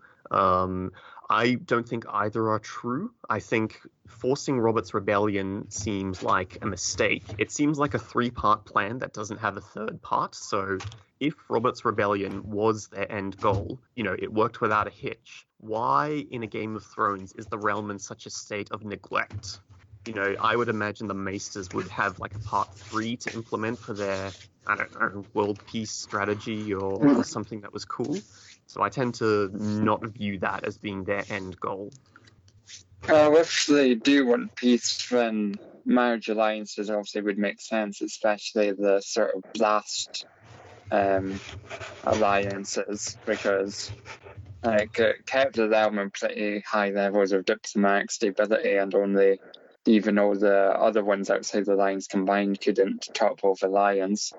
So here's my take now. I think that what the Maesters wanted to ultimately achieve was a power stop on Aerys. So from the world of Ice and Fire, we know that Aerys was getting more and more insane. And so basically the Maesters were hoping that by making this power block, they could implicitly say to Eris, hey, you need to keep shit in check, because if you do anything crazy, shit's going to hit the fan and you're going to have to deal with this rebellion. And in this great moment of tragic irony, Eris was just so crazy by the end that he just didn't give a shit. And so he kills Rickard, he kills Brandon, it provokes a rebellion, and it's the rebellion that was never meant to happen. It was always just meant to be an implied threat. And as a result, the realm is now fractured, it's splintered, it's not this cohesive state that the Maesters were trying to make it. So the people who thought themselves wise ended up fucking up. That's what I think. So I don't understand. Like, we hear from Marwyn that a part of the Citadel's like mission statement was to kind of remove magic from the world and, bring in knowledge and science or whatever. Why would, why are they protecting? I agree, that's one of their strategies as well, but they can have multiple strategies. Well, to that point, I think they also have, it's also the Maesters are also individuals with their own agendas sometimes, I would assume. And I think it's most likely a combination of what individual Maesters wanted and tried to set in motion. And it doesn't necessarily have to be one unique decision that they all took and were like, okay, that's the plan. It's necessarily more complicated than that. I mean, sitting on the small council is the Grand Maester, so why aren't they? You never see him pushing an agenda that says, be careful of, doing X, Y, or Z because, the Northern Lords, the River Lords, and the Western Lords are all marrying each other. You never just don't see him really do anything. I mean, we don't really have a point of view on what happened before. Well, that's the rebellion. We know kind of what happened, but we don't see anything that specific, I think. Well, but we do. We have Barristan, and he even mentions that Varys was feeding his paranoia, and if Grand Maester Pycelle was doing something, you'd expect him to. That's true, but it goes to my point actually that. It's not necessarily the Maesters as a whole trying to influence things. So regarding Grand that's a whole conspiracy theory, right? Yeah, one which I don't like. I am of the opinion that this is a super secret meeting between the Archmaesters because, as we find out, Varys knows who the Grand Maester is going to be elected before it happens. And I don't even think that Grand Maester Pycelle is necessarily a part of this. The way I think this works is they might dispatch a certain maester to the certain right lord, like in Winterfell's case, or they might send a letter from the archmaesters to a certain Riverrun or to Casterly Rock and say, we think it would be wise that you encourage this marriage between these two people here, and don't say this to anyone. This is just how I think it runs. And so with someone like Grand Maester Pycelle, he obviously represents the general view of the Citadel, but you see in his case, he's clearly got a favoritism towards Tywin Lannister. And that's, something personal that's developed from his own experiences. You don't think that's linked to the conspiracy as well? No, I think this is just based on his own personal experiences in the same way that Varys and Littlefinger have been shaped by their early childhood and early adult life, and that influences who they are as we see them. But yeah, I could be wrong. I don't know, it feels like too much sort of treating people as sort of like chess pieces for George's style of lighting, which doesn't really make sense. I just don't think the Maesters have that much power. Doesn't feel like. I agree. I think in maybe certain situations, Barbary Dustin might be right, and they've whispered in a lord's ear and gotten this or that, but it's maybe just happenstance. Yeah, I think it's Maester by Maester who's ambitious enough to know that their lord can't read or whatever, and then maybe they feed him bogus information. But it can't be. I mean, not every lord is not only illiterate, but just that gullible, right?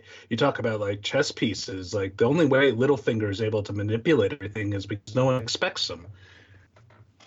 Yeah, I absolutely agree that like this does by no means applies to all maesters, but this just a few of them might have some plans, and again, this also relies on happenstance. It's not like they're the ones ultimately pulling the strings. I think it's just they have a bit more influence, and they're not as neutral as we've been led to believe. Yeah, I agree. But with that nuanced version, that it's mostly the individuals who have ambition or not, and it's not one great conspiracy that's doing everything. So moving on, we have the dangers of Greyscale, which, similar to the words southern ambitions spoken by Lady Dustin, we have Val, who absolutely freaks out about Shireen having Greyscale. What do you think of this? If it's related to like the others, that interests me. The grayscale thing, I've never quite understood exactly how serious it could be, just because I didn't like it. It only seems to be transmittable through touch. Someone can correct me on that, but my understanding is that it was only transmuted through physical contact, and that just doesn't seem like it would lead to that big of a plague type deal. However, if like the nature of the disease itself is like linked to magic or the others in some way, that would be interesting to me. I think it actually can be transmitted by water and airborne particles, because like they say when going through the mists at the broken bridge, like everyone kind of freaks out, and obviously Tyrion falls into the water. Like he doesn't touch a stone man, but everyone is like, again. I thought he hit someone on the way down.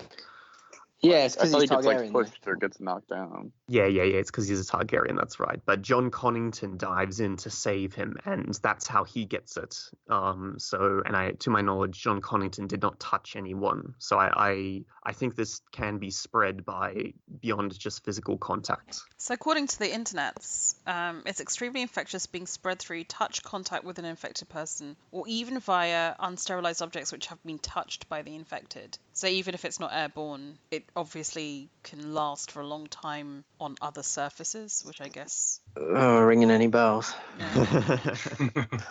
Yeah. And they mention, I think Volantis sends a group of people to give the stone men food, and no one wants to do this task because a lot of them end up coming back infected. So it just, certainly waterborne. You can get in the water and then shit's going to get fucked. Right, because isn't it mainly carried by the fog or whatever? Okay, but I have another question. Like, even if it does develop into a full plague situation, like, would that be really that interesting? I think it'd be interesting if it developed in the north, where they'd have to, quarantine for 14 days, and then the others are through the wall and just we already have a lot to see into like there's a lot happening already. When you see how in our world a plague has like stopped everything, I don't really know what it would bring to the story. I think it might be important for certain characters like Shireen and John Conn, but not necessarily. Do you think it could be a sort of moral question where like maybe like being a stone man like gives you a certain level of resistance to others and their influence, so you get this moral quandary where like they're intentionally infecting people with it. I don't think that'll be a plot point. I don't think that. No.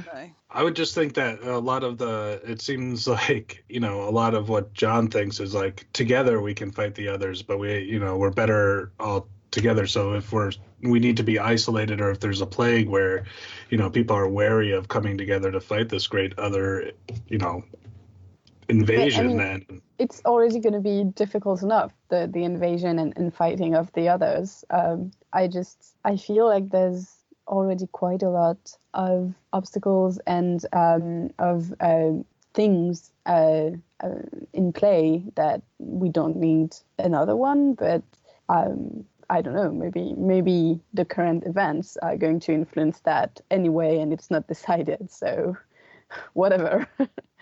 All I have to say is that Val has never been wrong when she says something. So to me, this just reads like Chekhov's Greyscale. But like you, Marie, I don't know how exactly it's going to manifest in a narratively relevant manner, but we shall see. I always thought the Greyscale of the Sorrows was like a water curse, kind of if you have fire magic and stuff, because it was Garen the Great, wasn't it? Garen? Yes, I agree with you.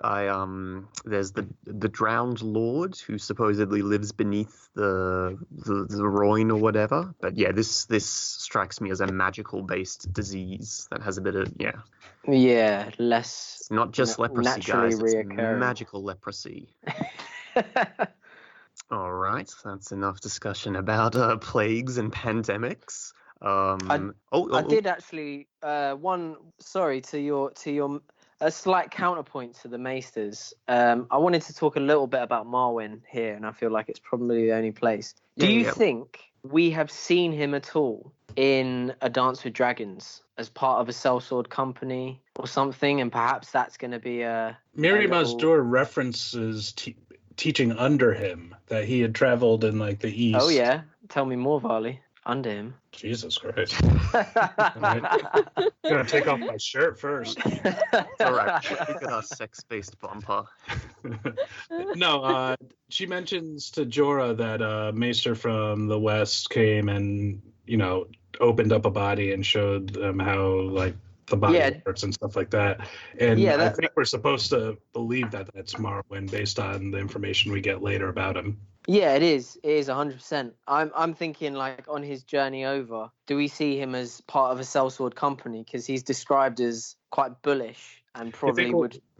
He might just be another Quentin. He gets over to Essos, is like, boys, I'm here, and then gets burnt up by a dragon.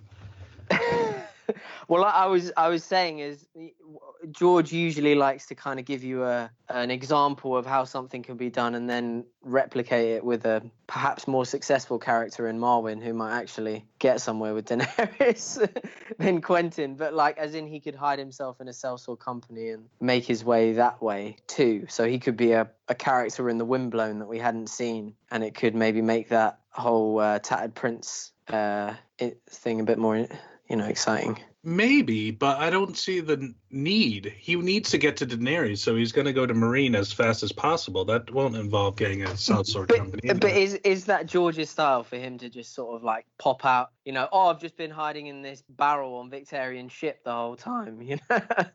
I mean, it kind of happened with Barristan, right?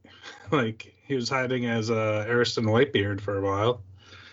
So going by the chronological reread, which we have just done, Marwyn leaves basically at the end of A Feast for Crows, which is well and truly into the story of A Dance with Dragons. And it makes me think that in terms of who's going to arrive first and last to Daenerys, I think Marwyn will be on the tail end. Like, he's behind Mokoro, he's obviously behind Tyrion. I wouldn't be surprised if maybe Daenerys meets up with him in Volantis, just because it might be nicer to stagger these advisors getting to Dany. But yeah, we'll see. I have a question. Do you think that Pate will go with him? Maybe that's like his employment contract to get rid of the dragons by tagging along with Marwyn. So in the final Feast for Crows chapter, Marwyn leaves, but Pate stays behind, and he says to like Sam, "Oh, hi, I'm Pate. I'm gonna be sharing a room with you," or something like that. And I just get the impression that Pate, Faceless Pate, his interest is getting that iron key, which he now has, and using it to get into the vaults of the Citadel. Thank you, Michael. Did I say? Yeah, he should be around he should be around in Sam's story, and maybe he'll be around when Euron appears, which might be fun. Anything else we'd like to say concerning Maesters, concerning Marwyn? Marwyn's the author of the Book of Lost Books. That's pretty cool. Yeah, he's cool. He gets referenced by Qyburn, who says he believes in ghosts. Yeah, he thinks that's cool. I'm afraid of no ghosts. One thing which I don't think I'll ever get to bring up again with Miri Mazdur is that the last bits of her name, Mazdur, might be an SOC interpretation of the word Maester. Ooh. Blow anyone's minds. Whoa, yeah, wow. Jesus, good thing I'm sitting down. Good thing I already have my shirt off. Shirt off, sitting down. Christ, Varley. But yeah, when you look at like the Lazarine and Dothraki names, they tend just to be like Eerie, Jicky, Miri. They're not long like this. So yeah. I like that. I tried to. I've got a couple things that we'll get to. That's like, because Bina, I think on the last podcast, you and Greg were talking about the slight regurgitation of material that maybe we've all experienced over the last 9 years. So yeah, that is very welcome. It's not something I've ever heard of. You can trust Michael for bringing those up.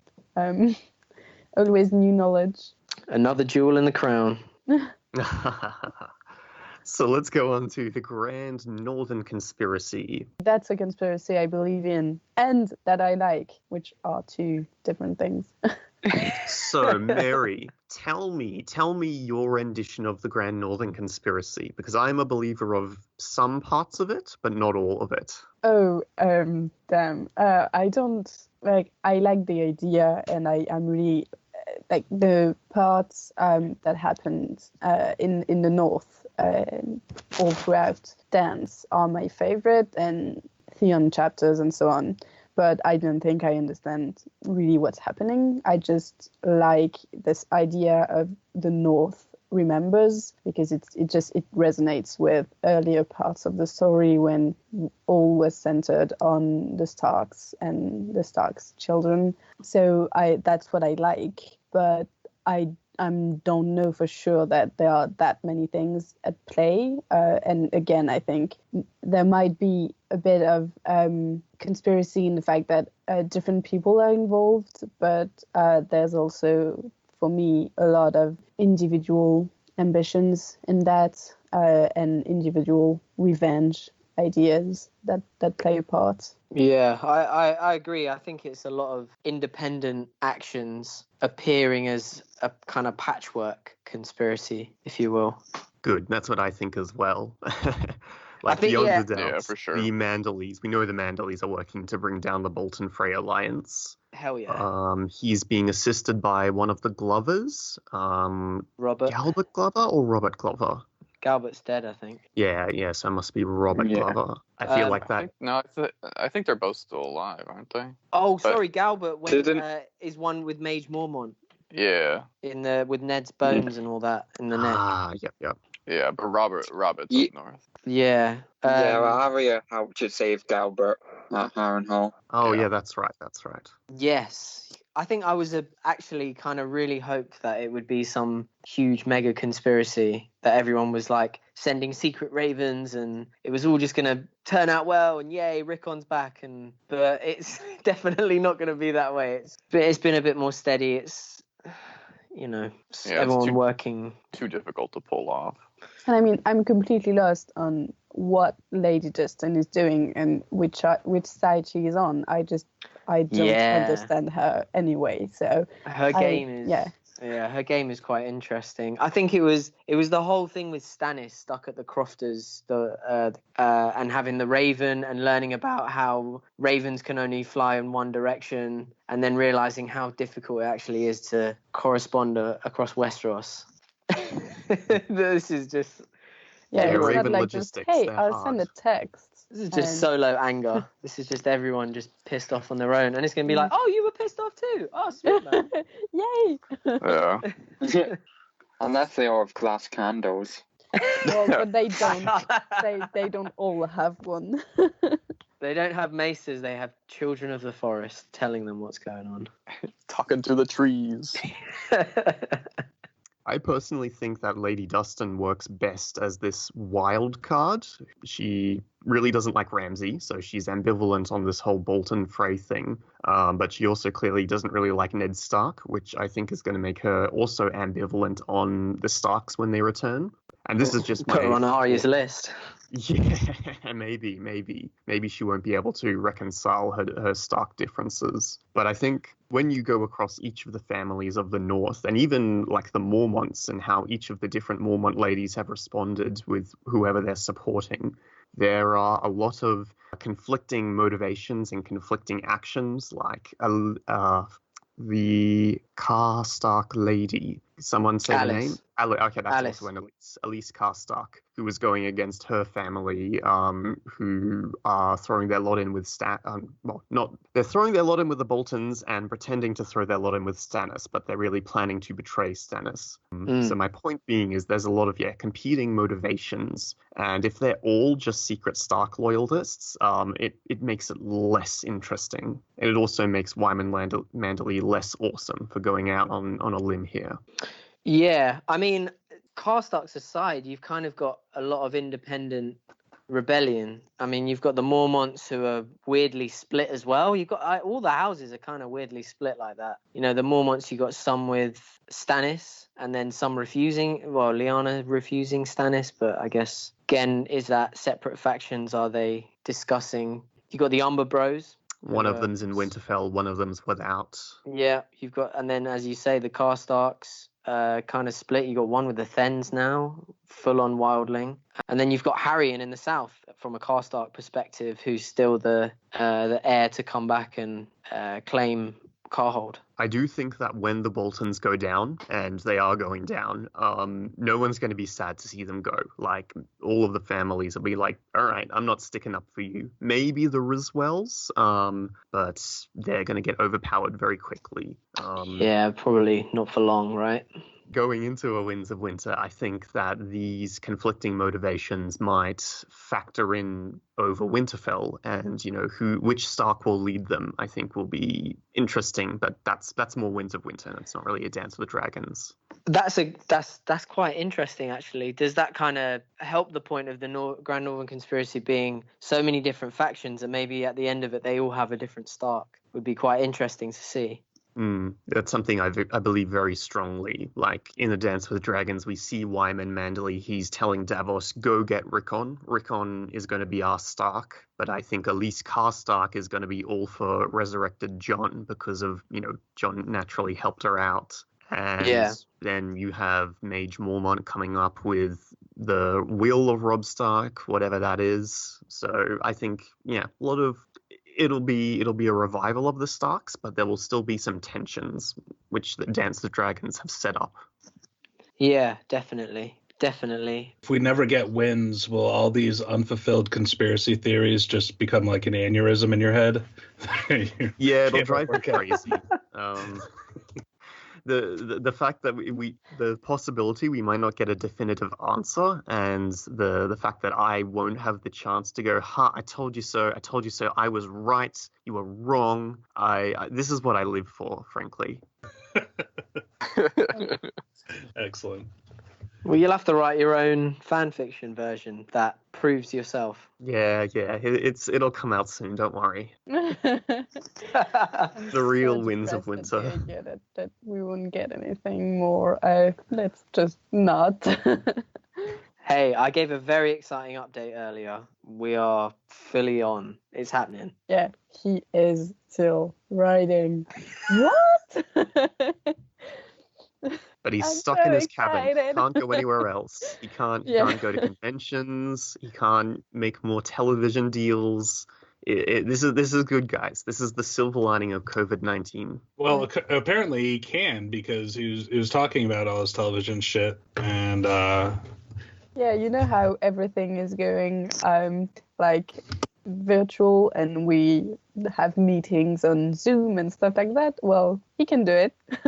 So I'm not sure it's all about writing, but well, anyway, we'll see if we won't. Like it's not like we can calculate the impact of this on his writing, but I think we will have the next book. It's just when.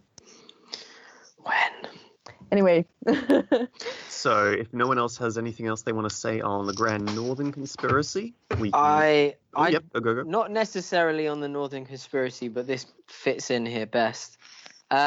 Looking at the North, and where one area that we've not when I've been on podcasts have talked about too much is Torrens Square, and what the hell is going on there? And let me drop a little knowledge on you kids about House Tallheart and how they stand. We have Helmond, who's the head, who's died at Duskendale. Benefrid, the son, was the head of the Wild Hares, who died. Aeron drowned him when Theon was raiding the Stony Shore. And Leobold was killed in the Wintertown by Ramsay, who was Helmond's brother. And now there's a girl called Edara Tallheart, who I pray with that name becomes a badass at some point. Dagmar still holds Torrens Square. And I think when Ramsay sent the letter to Asher at Deepwood, he also sent one to Dagmar. And post the Battle of Winterfell, depending on the outcome, could Dagmar be like the get out of the north kind of card for Asher and Theon to get back to the Iron Islands and do the old Torg on the Latecomer on Euron? That is a good point, which I had not considered.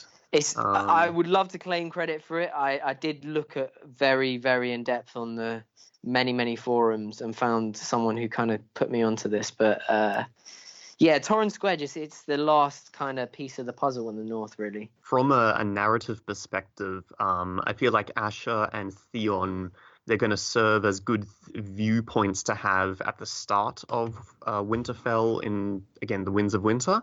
But going forward, there's going to be more and more point of views showing up in Winterfell, and they won't be needed for that perspective.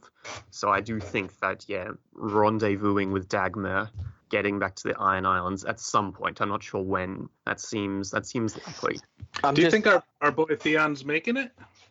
That depends. That depends if it's Theon or just if it's Asher or Asher and Theon.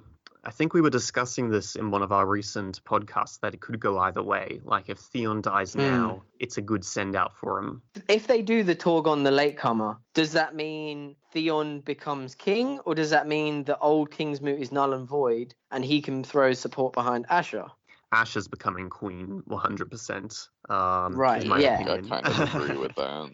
Yeah, but I'm just wondering, because again, I mean, ignoring the ham-handed attempt at a Kingsmoot in the show, it was like, can the Ironborn support a woman? I know she got a lot of support at the Kingsmoot, but with a male heir of Balon, albeit who ain't got no dick. he's gonna pull his pants down at the Kingsmoot and see, I can't do anything. It has to be Asher. Oh boy. I'm about to say, if enough Ironborn get killed, maybe it might is very likely. It might take somewhat of a call, like within, with Euron leading them off to war and stuff, and like if they have enough significant losses, like I think. Well, there's that Amin's theory of the heir to the Iron Islands, right, from years ago. Ugh. I don't know that one. Say it. Like, explain it to me. It's that the lady that Theon was sexually abusing on the way to the Iron Islands for the first time got pregnant, and so that is the bastard son of or daughter of Theon. Okay. But I think it's much more satisfying if Asher becomes queen. Well, I was about to say that, frankly, with whatever Euron is doing, I don't really know what the future holds for the Iron Islands, or if they're gonna actually be a thing in the future, like when all of this is resolved. I mean, I think it's gonna be chaos because of Euron. Yeah, let me tell you, Marie, what's gonna happen. Or at least just strongly suggest that Euron's Bring on upcoming... that mansplaining. I'm going to mansplain this to Marie. I'm sorry. The upcoming battle between Euron's Iron Islanders and the Redwind Fleet is just going to be calamitous for the Ironborn. They're just going to get... Euron's going to do well, but I think the Ironborn are just going to get obliterated, whatever, in this upcoming naval battle. Teabagged. I really want like the Citadel to fall because the Hightower flag and Euron's flag create Sauron when put together. So I just want him to take over there because of that. Oh yeah. He's gonna take over the High Towers and stuff. But I just think his rank and file Ironborn are just gonna be the soldiers to be sacrificed, and they're not gonna be so hot for Euron after this. Well, he said as much, right? Well, they'll be dead. He's like, I gave them the islands, and it's up to them to hold them, and they probably won't. So, but I think, yes, you're right, and this is going to be the spark of, these are different times. Maybe we can have a woman rule for us. But yeah, I think I said this on the main podcast, a podcast of Ice and Fire, but like the Iron Islanders are just dicks, and no one would miss them if they did get wiped off. We like all Roderick those the warriors, Reader. I think Roderick is going to die. I'm going to miss him. Don't you dare say that. Ned can die. Yeah. No, don't you dare say that. Like, Davos and Roderick are making it to the end, wrapped in fucking cotton wool. You know who else is going to die that you all love? Garland Tyrell. Oh, that's fine. That's cool. I mean, he's sweet would and he's upset me. definitely badass. I am real scared for Garland. I really love him. But I'm Yeah. We sweet need him Alan. in the final battle, man. Yeah, Michael, why is that again? I think you told it on another podcast, but I forget. I don't pay attention when we're Oh, talking. why Garland is going to die? This is more just on a hunch that, he's going back to fight Euron, and I think Euron is going to be killing lots of people, and just there's 3 Tyrell sons, so I think Willis will be the survivor. Garland and Loras are going to die. Loras is allegedly already incapacitated, though. He's just badly burnt. Yeah, he's been scalded with oil, but he Tis hasn't but died. a scratch. But his life expectancy isn't going to be very long in King's Landing. Very true. He's Okay. destined to die. Quick one on this Theon. Last thing on Theon. With Jane Poole, do you think that these guys will get married one day, and that this could potentially be an Iron Islands and the North, if she continues to be fake Arya until such point, kind of an alliance, the first in the history?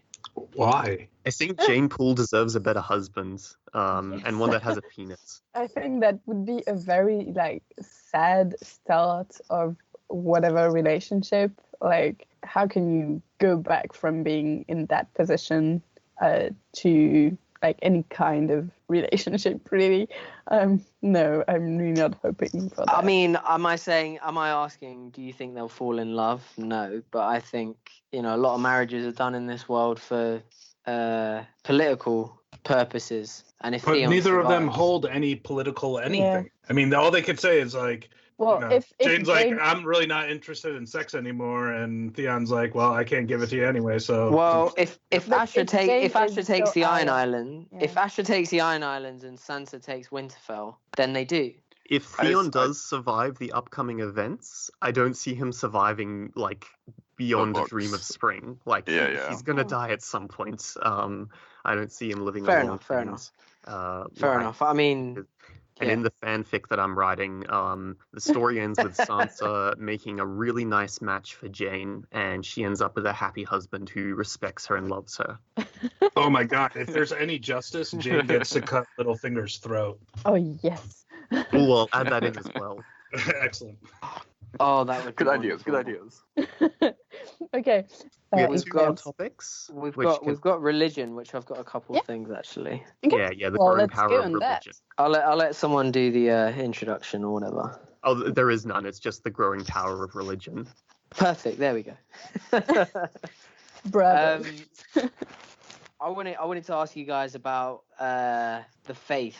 Often kind of underestimated, I suppose, because they have no magic, allegedly. Certainly compared to the old gods or Allure or something. How do you think, or what do you think, is going to be the consequences of the faith militant? And looking back on the history of how they were put down the first time by Maegor, and then obviously ultimately Jaehaerys, the Conciliator. How do you think this will play out with the faith militant as this new power, this new army that's almost just kind of come out of nowhere in terms of manpower? Are they a new army? A militia. It feels like it. And yeah. I mean, are they any bigger than the Brotherhood right now? Like, I feel like there's a number of, like, sure, proper knights, but, like, other than that, they're just walking around with, like, cudgels. Yeah, but I mean, the Brotherhood are what, like 100 dudes at best? Yeah, but those are 100 hardened fighters, not a bunch of pussies that want to serve the 7 or whatever. No, but 100 hardened fighters against 5,000 guys in robes with cudgels. And also, why are we putting those two in competition? Like, I mean... Well, the Brotherhood's Relore, right?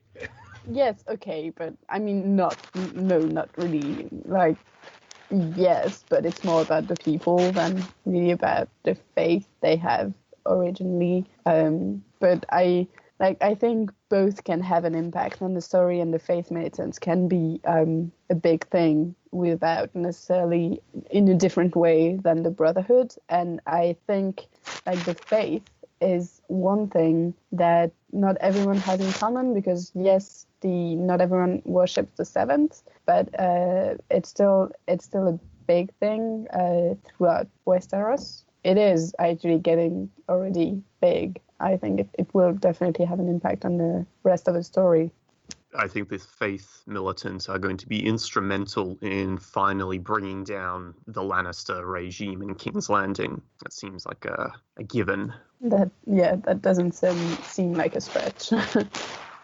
Yeah, and like overall, they could, I mean, maybe not the faith militant, but just like the faith in general could probably play a big role in the perhaps upcoming civil war between like Dany and Fagon.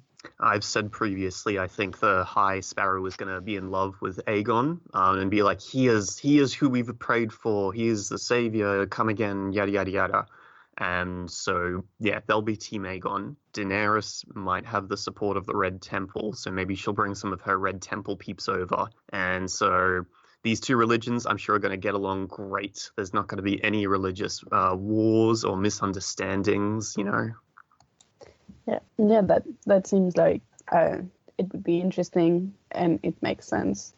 Yeah. It does feel like the king that combined the faith to them will be the dominant power in King's Landing, certainly. Because Varys even says that was one of the reasons he killed Kevan, was because he was doing such a great job at tying the two together. That's probably true for a time, I think. But then whoever that is, maybe Fagon, is going to fail against like the real threat that is the Winter and the others. And that's where the faith will just be like, okay, so we are useless. Faced against real magic. Yeah, exactly. But it generally has been nice in A Dance with Dragons to see so many of these religious groups expand in a way that is meaningful and just adds to the world building while also being relevant to the plot. Yeah, definitely. And also so many different representations of the religion. So you have, probably the most you have, I guess, the faith and Relore in terms of examples of people who follow the religion, with, say, Davos, the High Sparrow, Lancel, and then also for Relore, Melisandre, Thoros, Makoro. Interesting to see how it has a different power over everyone. Well, the only I think we've talked about this before, but like the only power that we've seen religion exercise is through Relore, the weirwood trees, and maybe the drowned god, but we haven't really seen it come through for the 7, right? We've definitely seen the many-faced god. Otherwise, how do you explain the shapeshift, the face changing? Right. So, but never from the 7, never from the faith. So arguably with Davos. Oh, he hears the mother, but nothing ever comes of it. No. That represents his subconscious thoughts. Manifesting. Well, if you believe he's Azor Ahai, then you know. Oh well, I don't. So here we go. But I think that the faith are going to find themselves like, I don't know. I feel like it sets up. The faith militant are like the products of like just poorly managed government, because they're all pissed off because the war in the Riverlands wasn't protecting them and they needed someone to protect them, right? and then they're empowered by poor leadership through Cersei by being able to militarize again. I don't see them actually being a power that in the end really means anything, though, because they're gonna probably see the invasion of the others as like, well, that's deserving that the Northmen who worship trees and not the Seven, that they get that, and and I feel by the time it gets to them, they're not going to really have much of a force to fight against the others or whatever is coming for them.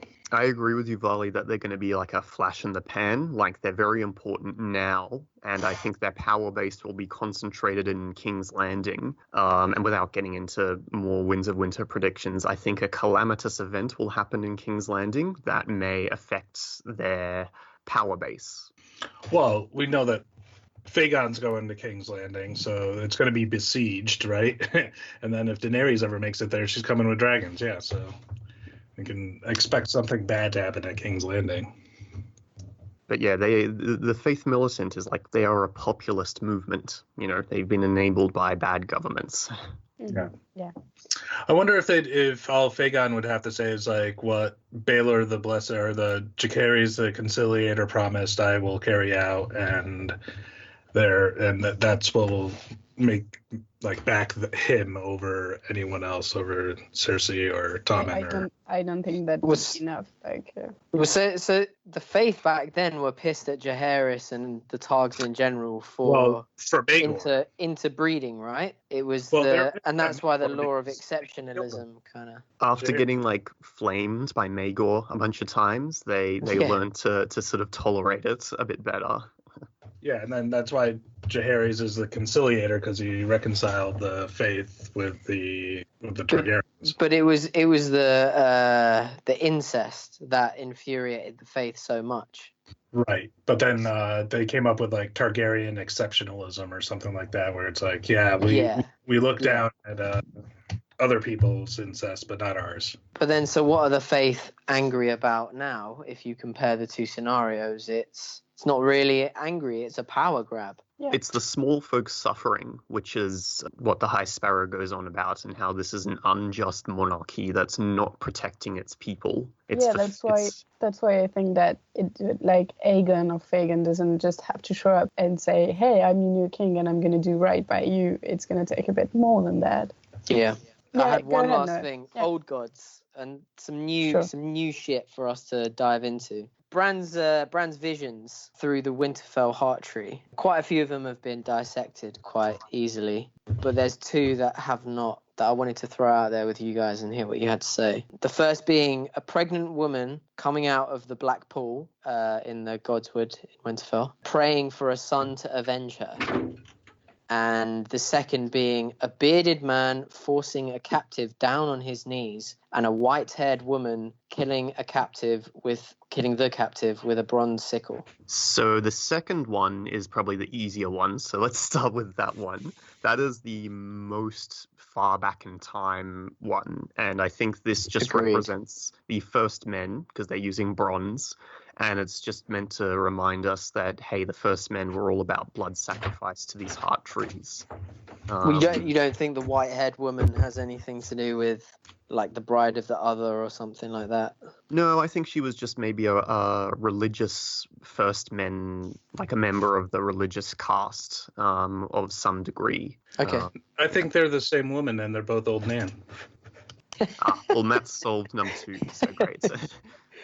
Well, there's something I found online about the pregnant lady, which was she is the Stark girl who had the child of Bael the Bard, because the telling of Bael the Bard through Ygritte to Jon portrays him as a hero, whereas perhaps he was not so much. And you can use the example of Rhaegar with Lyanna, how, depending on who you ask, he's a hero or a villain. Why would she want vengeance when her son kills Bael? Because Bael maybe did something bad to the grandfather Stark. Yeah, or maybe she's pissed that Bael kept her in the Winterfell crypts for a year. But if he is already dead, she already had her vengeance, right? It's perfectly valid. I have no problem with it. I don't know. There was another one that it's, and this is complete fucking tinfoil, that it is Melisandre in the future having a baby to avenge Stannis. Get it off. Nope. Yeah. Just nope. Good. So the white-haired woman, I'd figure, like you said, might be like some kind of priestess or whatever, because even the Ghost of Highheart is white-haired with like red. Like it seems like if your physical features resemble a heart tree, there's something special about you. True. Does that kind of denote interbreeding between the children of the forest and the first men? I'm sure a couple of them got weird one night in the long winters. It's implied that the Reeds are descendant from mixers. And there's a couple of mentions in the World of Ice and Fire as well. It's cold and lonely during those long winters, man. So, did we cover... yes, annoying interruptions is done. We can move on. But it makes a good segue now. These strange visions we see through the werewood to the children of the forest that we see for the first time in A Dance with Dragons. Yes, absolutely. Epic. Matt, They're cool. you had something to say? Or, I mean, Varley. What? Did you just want to be there for the discussion, or did you have something to say about the children of the forest? Yeah, just kind of the children of the forest and the whole brand aspect of dance. It was really underwhelming, even though like I expected it to be like unlocking all these mysteries for some reason. Did anyone else feel like that? I wanted more chapters than 3. Yeah, I think that's the main thing. It's Definitely. Just, it feels like it was cut, and he's like, "Nah, we'll do this later in the next book, 10 years later." There's like a lot of magic that needs to be explained, and like here's the children of the forest. I'm sure they could tell us some things, and like we don't get any of it. We get some, I guess, but not the stuff we want. One of the interesting things I discovered or read was when Leaf, the main children of forest person we see, talks about how she's like 200 years old and she went and mingled with humans in the past, which makes me wonder, was this confined to Beyond the Wall or did she journey south as well? I have to believe it's just Craster. She's the one that's been taking the babies. Well, if she does go south, it sets up a maybe interaction between Duncan and Egg. Maybe when they're in Winterfell. This is a super long shot, but it's conceivable that you could have some children of the forest walking around masquerading as small people. But we'll see. So now we're counting on 2 separate publications coming out. Jesus. leading to Summerhall.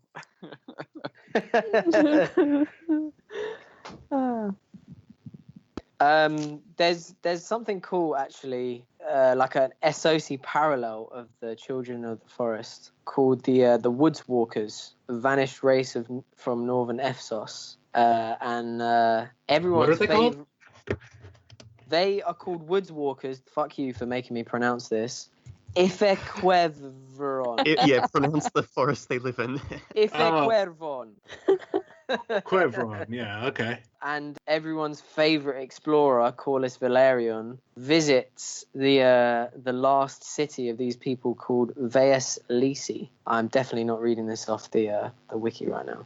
Ooh, which is City of Ghosts. And it talks about carved trees, strange silences, haunted grottos, which all sounds very Children of the Foresty. So we get a Children of the Forest grotto in Ariane's chapter, right? Yeah, we do. Oh, very cool. Because obviously back in the day, they were all over the Seven Kingdoms. And I think this is evidence that they were also in Essos as well. Exactly, yeah. That there was planetary plate shifts or whatever. Or maybe a moon fell in between and created an ocean, then the ocean rushed in. Moon came dragons. Either scenarios are plausible. Oh, they just traveled there? Well, we already know about the broken arm of Dawn and how the children split Westeros and Essos there, right? And the Stepstones, and that's how that came about. Sure. Supposedly, they did that. Right, yeah. It's whether or not it was a natural or magical. Yeah, sorry, boys. I wasn't there firsthand. Disappointing. But it was interesting when Leaf talks about, we used to be everywhere, and now this is our long decline. And like, It's really a long decline. Like, if you think the Children of the Forest, their heyday was like prehistory, when the first men hadn't even made it to Westeros, when they were still like probably getting killed by people on Essos. Like, they're old. But don't the elves in Tolkien say the same thing? Like, we've been facing the long defeat. Oh, yeah. This is like, the Children of the Forest are clearly George's parallel to the elves. Agreed. It makes me wonder if the Children of the Forest have any memories of the fish people from Ashai and all over the world. The Squishers? Yeah, the Squishers, the people under the sea and stuff. But that's getting even more ancient. So maybe they're just from different points of time. Well, maybe one day we'll find out when Winds has 3 more brand chapters. Okay. Does anyone have anything more to say on dance as a whole, or on just whatever you hope for next? Well, I gotta go, guys. I don't words. have anything left to say, but it's been great. And what a journey this reread's been, huh? Oh, yeah. Bye, Matt. All right, bye, guys. Have a good Bye, one. Matt. See you, Matt. Stay safe, stay healthy, wash your hands. Varley. Later, man. Winner of the podcast. Yeah. I'm getting sentimental right here, so... Oh, what do we do now, guys? Oh. I know, right? Did anyone else have any last things to say? I had one more thing. Well, I have, what do I have? Similar to the reread of A Feast for Crows, where I acknowledged that there wasn't really so much fat that needed to be cut from A Feast for Crows. I had the same opinion of A Dance of the Dragons. There still was more than what you find in a Feast for Crows. Like, it is expanding, but it's not. Maybe a fifth of A Dance of the Dragon chapters at most needed to be edited or cut, whereas before I would say like a third of it needed to be trimmed down. So my opinion has improved of Dance from many rereads. Good, because it's all we got. You hear that, George?